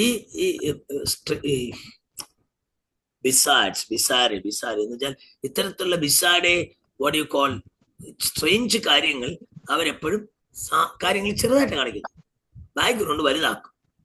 അപ്പൊ അവർക്കൊരു പെർസ്പെക്റ്റീവ് ഉണ്ട്. ഇപ്പൊ ഞാനും ഒരാളുടെ ഫോട്ടോ എടുക്കുമ്പോൾ ഞങ്ങൾ ശ്രദ്ധിക്കണം, നമ്മൾ ഒരാളുടെ ഫോട്ടോ നേരെ മുന്നിൽ നിന്ന് നോക്കുമ്പോൾ കാണുന്ന ഒരു വ്യൂ അല്ല. അയാളുടെ 30% ലെഫ്റ്റ് ആംഗിളിന്റെ ഒരു ഫോട്ടോ എടുത്താൽ, ഒരു 30% റൈറ്റ് ആംഗിളിന്റെ ഒരു ഫോട്ടോ എടുത്താൽ, ഈ ആളിന്റെ ഫേസിന്റെ നേരെ മുന്നിൽ നിന്നിട്ട് കീഴോട്ട് ഫോട്ടോ എടുത്താൽ, കാലിന്റെ അടുക്കലോട്ട് കുനിഞ്ഞ് ഇരുന്നുകൊണ്ട് മേപ്പോട്ട് ഫോട്ടോ എടുത്താൽ ആംഗിളുകൾ വ്യത്യസ്തമാണ്. ഇതാണ് പെർസ്പെക്റ്റീവ്. നിങ്ങൾ ഒരു വസ്തുതയെ നോക്കി കാണുന്ന ഒരു വീക്ഷണകോണുണ്ട്. അതിന് നിങ്ങളെ സഹായിക്കുന്ന ഒത്തിരി മെത്തഡോളജീസ് ഉണ്ട്. ഇപ്പൊ നമ്മൾ ഉപയോഗിക്കുന്ന കുറെ മെത്തഡോളജീസ് ഉണ്ട്. ഹിസ്റ്റോറിക്കൽ ക്രിട്ടിക്കൽ മെത്തേഡ്, ഇപ്പൊ ബുൾട്ട്മാനോ അതുപോലുള്ള തിയോളജിയൻസ് ഒക്കെ പറഞ്ഞിരിക്കുന്ന ഹിസ്റ്റോറിക്കൽ ക്രിട്ടിക്കൽ മെത്തേഡ്. ഞാൻ പണ്ട് തിയോളജി പഠിക്കുന്ന സമയത്ത് ഞാൻ മെറ്റീരിയലിസ്റ്റിക് ഇന്റർപ്രിട്ടേഷൻ ഹിസ്റ്ററി എന്നതിന്റെ മാക്സിയൻ മെത്തേഡ് ഞാൻ ചിലപ്പോൾ ഇന്റർപ്രിട്ടേഷന് വേണ്ടി എടുക്കുമായിരുന്നു. ചിലർ ഹെഗലിയന്റെ ഫിലോസഫിക്കൽ ടൂൾ എടുക്കുമായിരുന്നു, വേറെ ചിലർ സോഷ്യോളജിക്കൽ ടൂൾ എടുക്കും.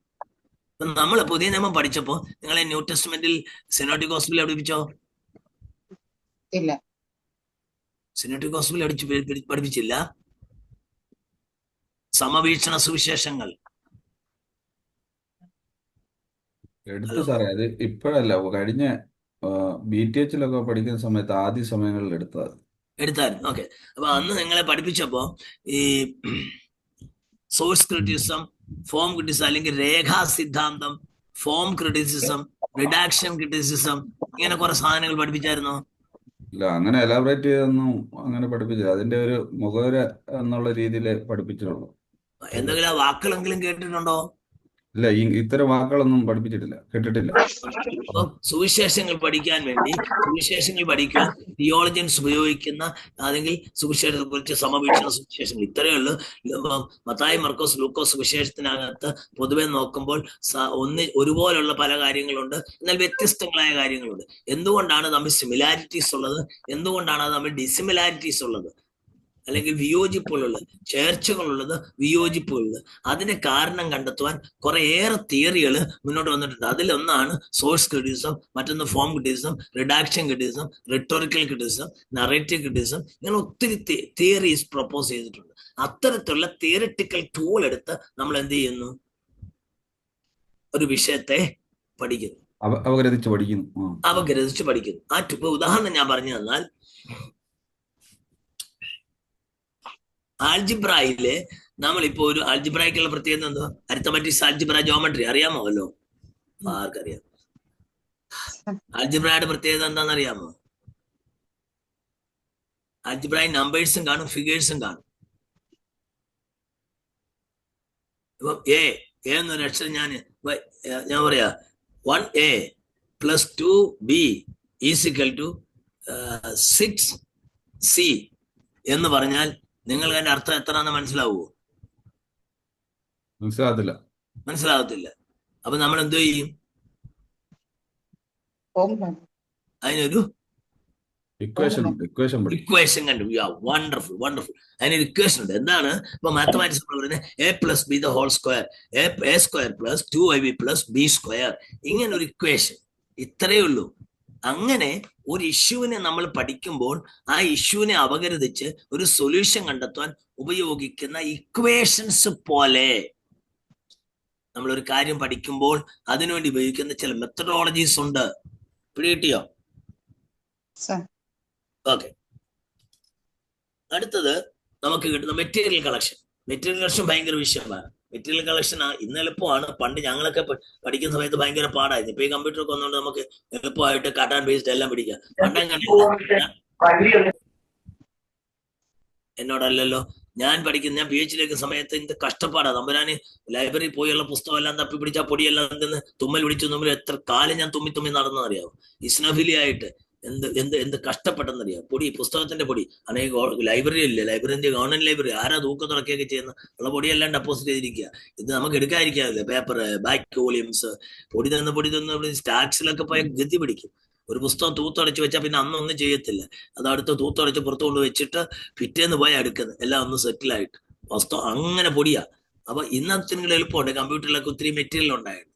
അത് അങ്ങനെ പുസ്തകം വായിച്ചാൽ ആ പുസ്തകത്തിന്, അപ്പൊ നമ്മളൊരു പുസ്തകം വായിക്കുമ്പോൾ നമ്മളിപ്പോൾ എസ് എഴുതുന്നു, അല്ലെങ്കിൽ ഒരു ആർട്ടിക്കിൾ എഴുതുന്നു. ഒരു ആർട്ടിക്കിൾ എഴുതുമ്പോൾ ആ ആർട്ടിക്കിളിനകത്ത് ഉൾപ്പെടുന്ന അതിന്റെ ഒരു ഫ്രെയിം വർക്ക് നമുക്കുണ്ടാവും. ഈ ആർട്ടിക്കിളിനകത്ത് എന്തൊക്കെ വേണം. നമ്മൾ ഒരു ലേഖനം എഴുതുമ്പോൾ ആ ലേഖനത്തിനകത്ത് ഇൻട്രഡക്ഷൻ വേണം, അതിന്റെ first point, second point, third point, ഇങ്ങനെ കുറേയേറെ കാര്യങ്ങൾ നമ്മൾ ഈ ഒരു ഫ്രെയിം വർക്കിൽ നിന്നുകൊണ്ടാണ് നമ്മൾ എന്ത് ചെയ്യുന്നത്, എഴുതുന്നത്. അപ്പൊ നമ്മളൊരു പുസ്തകം വായിക്കുമ്പോൾ ഒരു പുസ്തകത്തിനകത്ത് ഈ ആർട്ടിക്കിൾ, നമ്മൾ എഴുതുന്ന ആർട്ടിക്കിളിനകത്ത് പല ഭാഗത്ത് വരുന്ന പല മെറ്റീരിയൽ ഉണ്ട്, പല കാര്യങ്ങളുണ്ട്. ഇതെല്ലാം ഒറ്റ പേപ്പറിൽ എഴുതി എടുക്കുവോ? എഴുതിയെടുത്താൽ പിന്നെയും പ്രശ്നമാണ്. അപ്പൊ നമ്മൾ എന്ത് ചെയ്യും, ഇതിനൊരു നമ്പറിങ് കൊടുക്കും. നമ്പറിങ് കൊടുത്തിട്ട് അതിന് പ്രത്യേകം കാർഡ് എടുക്കും. ഇപ്പൊ ഞാനൊരു മെറ്റീരിയൽ വായിക്കുമ്പോൾ എനിക്ക് വായിക്കുമ്പോഴേ അറിയാം ഇത് എന്റെ ഇന്ന ചാപ്റ്ററിൽ വരുന്ന സാധനമാണ്. അന്ന് എൻ്റെ കയ്യിലുണ്ടല്ലോ അതിന്റെ ഫ്രെയിം. ഞാൻ പറയുന്നത് മനസ്സിലായോ? എന്നിട്ട് അതെന്ത് ചെയ്യും, അതിനകത്ത് എഴുതും. എന്നിട്ട് അത് നമ്പർ ഇട്ട് വീട്ടിൽ കൊണ്ടുവന്നിട്ട് ആ ബോക്സിലങ്ങ് ഇടും. എന്നിട്ട് അടുത്ത വേറെ കാര്യങ്ങൾ എഴുതുന്ന വേറൊരു പേപ്പർ ആയിരിക്കും, ഒരു കാർഡായിരിക്കും. ആ കാർഡ് അടുത്തൊരു ബോക്സ്. ഇപ്പൊ പിന്നെ കമ്പ്യൂട്ടർ ആയതുകൊണ്ട് വളരെ എളുപ്പമാണ്.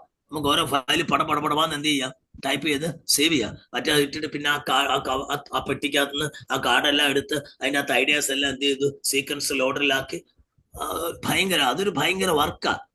അപ്പൊ ഈ തീസിസ് വർക്ക് എന്ന് പറയുന്നത് തലവഹിക്കുന്ന പരിപാടിയാണ്. പക്ഷെ ഇപ്പൊ ഇത്ര എളുപ്പമാണ് കമ്പ്യൂട്ടർ മേഖല വന്നുകൊണ്ട്. എന്നാലും നമുക്ക് ആ മെറ്റീരിയൽ ഓർഗനൈസ് ചെയ്യണം. അതിനൊരു സീക്വൻഷ്യൽ ഓർഡർ വേണം. എന്താ വേണം? അതിനൊരു ഔട്ട്ലൈൻ വേണം. ഔട്ട്ലൈനിൽ നിന്നുകൊണ്ട് വേണം എന്ത് ചെയ്യാൻ, ഇത്തരം കാര്യങ്ങൾ ചെയ്യാൻ. അപ്പൊ ഇത്തരം കാര്യങ്ങൾ പ്രത്യേകിച്ച് എഴുതുന്നതിനകത്ത് ശ്രദ്ധിക്കണം. നമ്മൾ എഴുതുന്ന ഒരു ലേഖനം എഴുതിയാൽ, ഒരു കാര്യം എഴുതിയാൽ അതിനൊരു ഔട്ട്ലൈൻ വേണം, അതിന് ടൈറ്റിൽ വേണം, അതിന്റെ സബ്ടൈറ്റിൽ വേണം, അതിന്റെ പോയിന്റ്സിനെ ക്രമീകരിക്കണം, അതിന് മെറ്റീരിയൽ കറക്റ്റായിട്ട് ഓർഗനൈസ് ചെയ്യണം. ആരും ഈ കുതിരവണ്ടിയുടെ പുറയിൽ എന്ത് ചെയ്യത്തില്ല, കുതിരയെ കെട്ടത്തില്ല. കൺക്ലൂഷൻ എഴുതിയിട്ടാണ് ഇൻട്രഡക്ഷൻ എഴുതുന്നത് അല്ല. ഇപ്പൊ നിങ്ങൾക്ക് മനസ്സിലായ പറഞ്ഞേ? മനസ്സിലായത്. ഓക്കെ.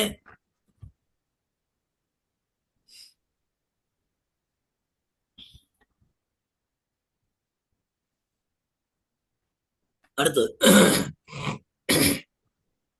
ഒരു പാരഗ്രാഫ് എഴുതുമ്പോ അടുത്ത ഒരു എന്തോ എന്തെങ്കിലും ചോദിച്ചോ? ആരെങ്കിലും എന്തെങ്കിലും ചോദിച്ചോ? ഇല്ല സാറേ, ഇല്ല.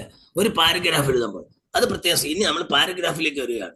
ഒരു പാരഗ്രാഫ് എഴുതുമ്പോൾ ആ പാരഗ്രാഫിനകത്ത് ഒരു ടോപ്പിക്കൽ സെന്റൻസ് ആണ്. ഒരു പർട്ടിക്കുലർ പോയിന്റിലായിരിക്കണം ആ പാരഗ്രാഫ് മൊത്തം കറങ്ങുന്നത്. ഒരു പാരഗ്രാഫിൽ ഒരാശയത്തിൽ കൂടുതൽ എഴുതരുത്. ആ പാരഗ്രാഫിന് ഒരു യൂണിറ്റ് വേണം, അതിനൊരു സെൻട്രൽ തോട്ട് വേണം, ഒരു കേന്ദ്രീകൃത ചിന്ത അതിൽ വേണം. ആ കേന്ദ്ര ചിന്ത എന്ന് പറയുന്ന ഒരു തീമായിരിക്കും. അത് ഒരു സെന്റൻസിൽ അതിന് ടോപ്പിക്കൽ സെന്റൻസ് എന്ന് പറയും. ഒരു പാരഗ്രാഫ് എഴുതുമ്പോൾ നിങ്ങൾ ശ്രദ്ധിക്കണം. ഞാൻ പണ്ട് ക്ലാസ് എടുത്ത് പറയുന്ന നമ്മുടെ ആളുകൾ ഒരു സെന്റൻസ് തുടങ്ങുന്ന ബട്ട് എന്ന് പറഞ്ഞ ഒരു സെന്റൻസ് തുടങ്ങത്തില്ല. ഒരു പാരഗ്രാഫിന് തുടക്കം ഒരു ബട്ട് എന്ന് പറഞ്ഞാൽ തുടങ്ങത്തില്ല. അതുപോലെ തന്നെ ഇതിനൊരു സീക്വൻഷ്യൽ ഓർഡർ വേണം. ഒരു സെന്റൻസോ അടുത്ത സെന്റൻസോട് ബന്ധപ്പെടാൻ നമ്മൾ ചുമ്മാതെ ഹി എന്ന് പറഞ്ഞ് തുടങ്ങ് പോരുത്. ചിലരുണ്ട് ബട്ട് ഹി സെറ്റ്സോ, അടുത്ത സെൻസും ബട്ട്, അടുത്ത സെൻസും ബട്ടിൽ, അങ്ങനെ തുടങ്ങരുത്, അങ്ങനെ എഴുതരുത്. അതിന് വാക്കുകൾ മാറ്റി എഴുതണം. ഇപ്പൊ ബട്ട് എന്ന് പറയുന്ന ഒരു കൺജങ്ഷൻ. What's a conjunction? ഇതൊരു കൺജങ്ഷൻ എന്ന് പറഞ്ഞാൽ രണ്ട് സെന്റൻസിനെ കൂട്ടി യോജിപ്പിക്കുന്ന വാക്ക്. രണ്ട് സെന്റൻസുകളെ രണ്ട് വാക്കുകളെ connecting word that connects two sentences or two words like and, but, എറ്റ്, അങ്ങനെയുള്ള കുറേയേറെ വാക്കുകളുണ്ട്. അപ്പൊ അത്തരത്തിലുള്ള വാക്കുകൾ നമ്മൾ ഉപയോഗിക്കുമ്പോൾ പ്രത്യേക സ്ഥിതിയാണ് ഒരാശയം. ഈ കോമ്പൗണ്ടിയം ഓപ്പോസിറ്റ്സ് ഒരു പാരഗ്രാഫിൽ ഒരു ആശയം എഴുതുമ്പോൾ ആദ്യം ആ ആശയത്തിന് വിരുദ്ധമായ ഒരു ആശയമാണ് അടുത്ത സെന്റൻസിൽ എഴുതണമെങ്കിൽ ബട്ട് എഴുതണം. ഇനി ആദ്യം പറഞ്ഞ ആശയത്തോട് ചേർന്ന് നിൽക്കുന്നില്ല ഒരു ശകലം വ്യതിയാനമുണ്ടെങ്കിൽ അടുത്തത് ഹൗവർ എന്ന് പറഞ്ഞു തുടങ്ങണം.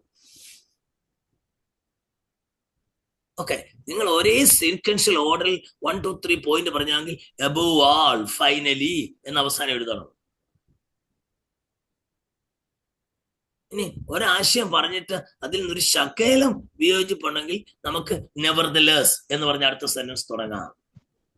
അല്ലെ ഇൻസ്പൈറ്റ് ഓഫ്, നെവർദലെസ്, അതുപോലെ അങ്ങനെയുള്ള കുറേയേറെ വാക്കുകളുണ്ട് ഇംഗ്ലീഷ്.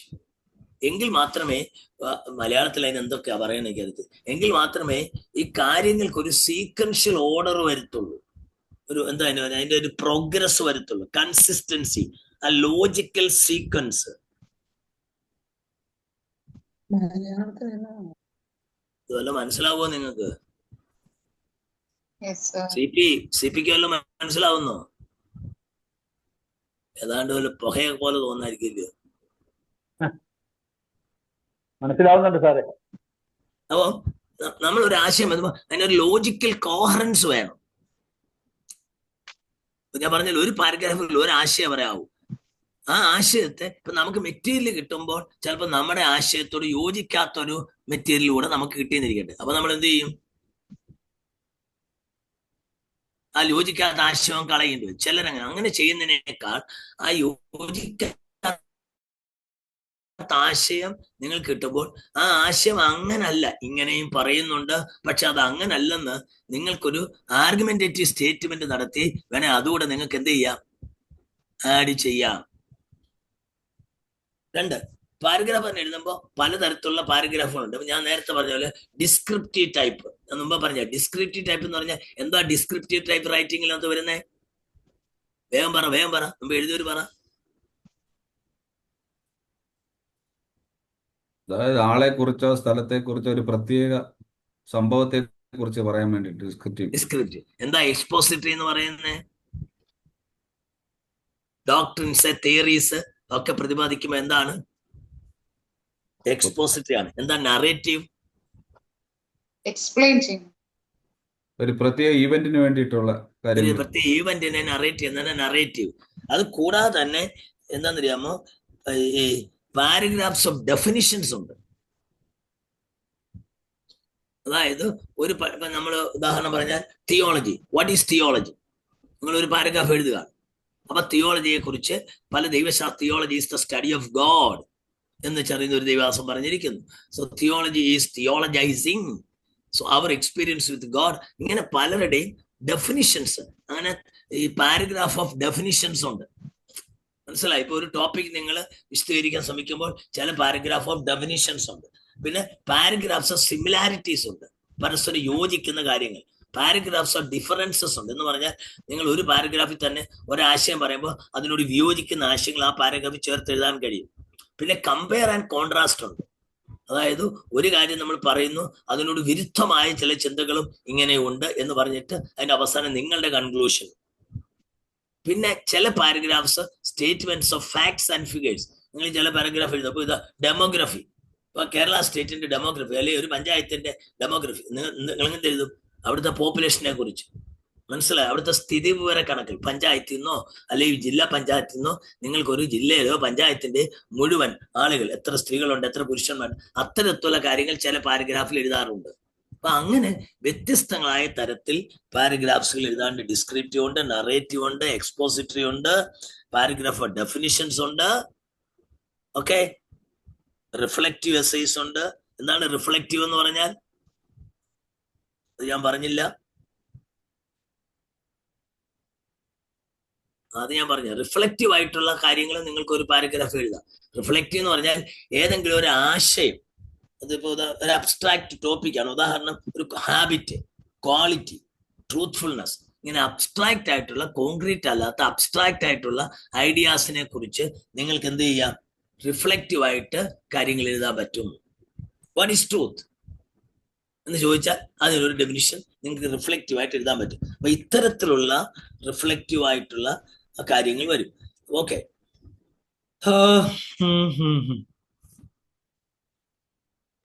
ഇനി ഒരു എസ്സേ എഴുതുമ്പോഴും ഈ കാര്യങ്ങൾ ഇതുപോലെ തന്നെ ശ്രദ്ധിക്കണം. ഒരു എസ്സേ എഴുതുമ്പോഴും ഇതുപോലെ നറേറ്റീവ് ആയിട്ടുള്ളതുണ്ട്, ഇമാജിനേറ്റീവ് ആയിട്ടുള്ളതുണ്ട്, എക്സ്പോസിറ്റീവ് എസ്സേസ് ഉണ്ട്. മാത്രമല്ല എസ്സേ എഴുതുമ്പോൾ ചെയ്യേണ്ട കാര്യം, നിങ്ങൾ ശ്രദ്ധിക്കേണ്ട കാര്യം, ആ എസ്സേ എഴുതുമ്പോൾ നിങ്ങൾ ഡിപ്പെൻഡ് ചെയ്യുന്ന മെറ്റീരിയൽ റിലയബിൾ ആയിരിക്കണം. എന്തായിരിക്കണം? റിലയബിൾ ആയിട്ട്. ആരെങ്കിലും എന്തെങ്കിലും പറഞ്ഞെന്ന് പറഞ്ഞ് once upon a time a scholar said like this, ഒരിക്കലും അങ്ങനെ എഴുതാൻ,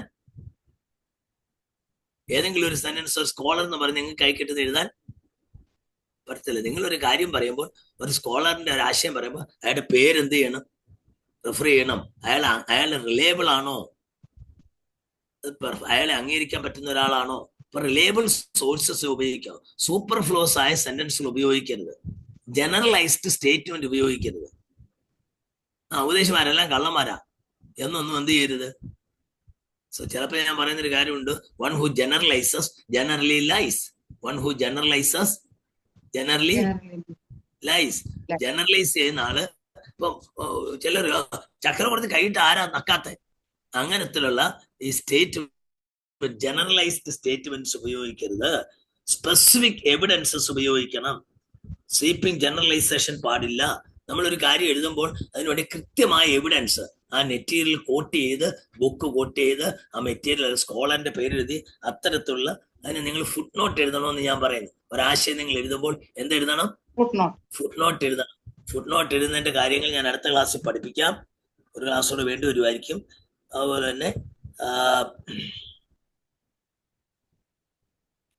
തന്നെ ഒരു എസ്സേ എഴുതുമ്പോൾ അതിന് ആവശ്യമായ എസെൻഷ്യൽ സ്റ്റെപ്സ് വേണം.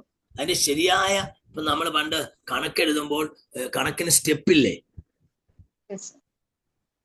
ഹലോ, 2 + 1 = 3 + 1 = 4 എന്ന് എഴുതിയാൽ എന്ത് ചെയ്യും? അടുത്ത സ്റ്റെപ്പ് എന്ത് എഴുതും? ഓക്കെ, 2 ൽ 1 × 3 ൽ 1 × 4 ൽ 3. അടുത്ത സ്റ്റെപ്പ് എന്ത് എഴുതും? അല്ലെങ്കിൽ 2 ഡിവൈഡഡ് ബൈ 2 ൽ 1 ഡിവൈഡഡ് ബൈ 4 ൽ 1. അടുത്ത സ്റ്റെപ്പ് എന്ത് എഴുതും? 1/2 ഡിവൈഡഡ് ബൈ 3/4. അതിന്റെ അടുത്ത സ്റ്റെപ്പ് എങ്ങനെ എഴുതും? 5/6. 5/6. അതിന്റെ ഞാൻ ഡിവൈഡഡ് ബൈ പറയുകയാണെങ്കിൽ രണ്ടാമത്തെ എന്ത് ചെയ്യണം? തിരിച്ചിട്ടിട്ട് അടുത്ത സ്റ്റെപ്പ് എഴുതുന്ന എങ്ങനെ? തിരിച്ചിട്ടിട്ട് വെട്ടി കളയുക. അപ്പൊ അന്നേരം 3ാമത്തെ സ്റ്റെപ്പ്. അപ്പൊ എന്ന് പറഞ്ഞാൽ ഒരു എസ്സേ എഴുതുമ്പോഴും, എനിക്ക് ഇങ്ങനെയൊക്കെ പറഞ്ഞാലേ അറിയത്തുള്ളൂ. ഓക്കെ, ഒരു എസ്സേ എഴുതുമ്പോഴും ഒരു കാര്യം എഴുതുമ്പോഴും അതിനെന്ത് ചെയ്യണം? അതിന്റെ ഫാക്ട്സ് നമ്മൾ ശ്രദ്ധിക്കണം. കോൺഫ്ലിക്റ്റിംഗ് ആയി തമ്മിലടിക്കുന്ന വിരുദ്ധമായ ആശയങ്ങൾ എടുക്കരുത്. എവിഡൻസസ് കൃത്യമായിട്ട് വേണം. അതിന് സ്റ്റെപ്പുകളുണ്ട്. ആ സ്റ്റെപ്പ് ബൈ സ്റ്റെപ്പായിട്ട് പോയില്ലെങ്കിൽ നമ്മുടെ കൺക്ലൂഷൻ എവിടെങ്കിലും ചെന്ന് അവസാനിക്കും. അതുപോലെ തന്നെ വികാരപരമായൊരു തീരുമാനം കൺക്ലൂഷനിൽ എത്തരുത്. എപ്പോഴും റാഷണൽ ആയിരിക്കണം, റീസണബിൾ ആയിരിക്കണം. നമ്മുടെ പ്രസംഗം പോലല്ല. പ്രസംഗം എങ്ങനെയൊക്കെ പ്രസംഗിച്ച് അവിടെ എവിടെയും പറഞ്ഞ് ഒരു ആവിധ ഏലിയാവൊക്കെ പറഞ്ഞ് നമുക്ക് രക്ഷപ്പെടാം. പക്ഷെ എഴുത്തു വരുമ്പോ rational argument, reason exercise use ചെയ്യണം. റീസൺ യൂസ് ചെയ്ത് വേണം എന്ത് ചെയ്യാൻ. നമ്മൾ എപ്പോഴും ആർഗ്യുമെന്റേറ്റീവ് ആണ്, നമ്മൾ എപ്പോഴും സമർത്ഥിക്കാൻ ശ്രമിക്കുകയാണ്. ഓക്കെ, അപ്പൊ നിങ്ങൾ അതിന് എലാബറേറ്റ് ആയിട്ട് സ്റ്റഡി നടത്തണം, ചൊവ്വ റീഡ് ചെയ്യണം. അതുപോലെ തന്നെ ഈ കാര്യങ്ങൾ we have to cultivate a habit of observation. ഒരു റിസർച്ച് മൈൻഡ് വേണം, അതിന്റെ റിഫ്ലക്ഷൻ വേണം, അതിനെക്കുറിച്ച് നമുക്ക് ഒരു ആകാംക്ഷ വേണം. അടുത്തത് ഒരു പ്രിജുഡൈസ്ഡ് മൈൻഡ് ആകരുത്. എന്ന് വെച്ചാൽ മുൻവിധിയോടെ ഒന്നും എന്ത് ചെയ്യരുത്, ഒരു ഓപ്പൺനെസ്സോടുകൂടെ എല്ലാം വായിക്കണം. എന്താ വേണം?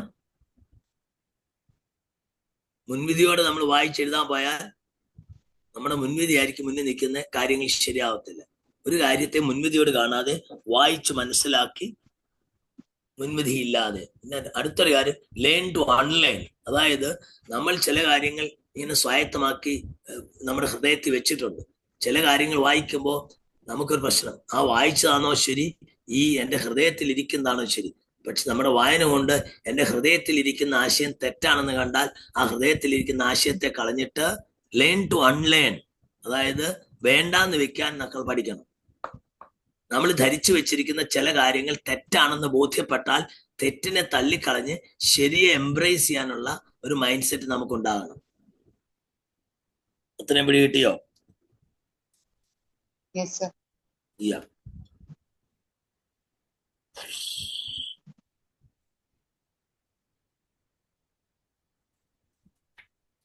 ഇന്നിപ്പോ ഇന്നത്തേക്ക് നിർത്താം. I M tired. അടുത്തൊരു ക്ലാസ്സിലും കൂടെ നമുക്ക് ഞാൻ നിങ്ങൾക്ക് വേണ്ടി വിനിയോഗിക്കാം. അപ്പോൾ നമുക്ക് ഈ കാര്യങ്ങൾ തീർക്കാൻ പറ്റും. ദൈവം അനുഗ്രഹിക്കട്ടെ. കടന്നു എല്ലാവർക്കും നന്ദി. ആരെങ്കിലും ഒരാൾ ഒരു വാക്ക് പ്രാർത്ഥിച്ചാട്ടെ.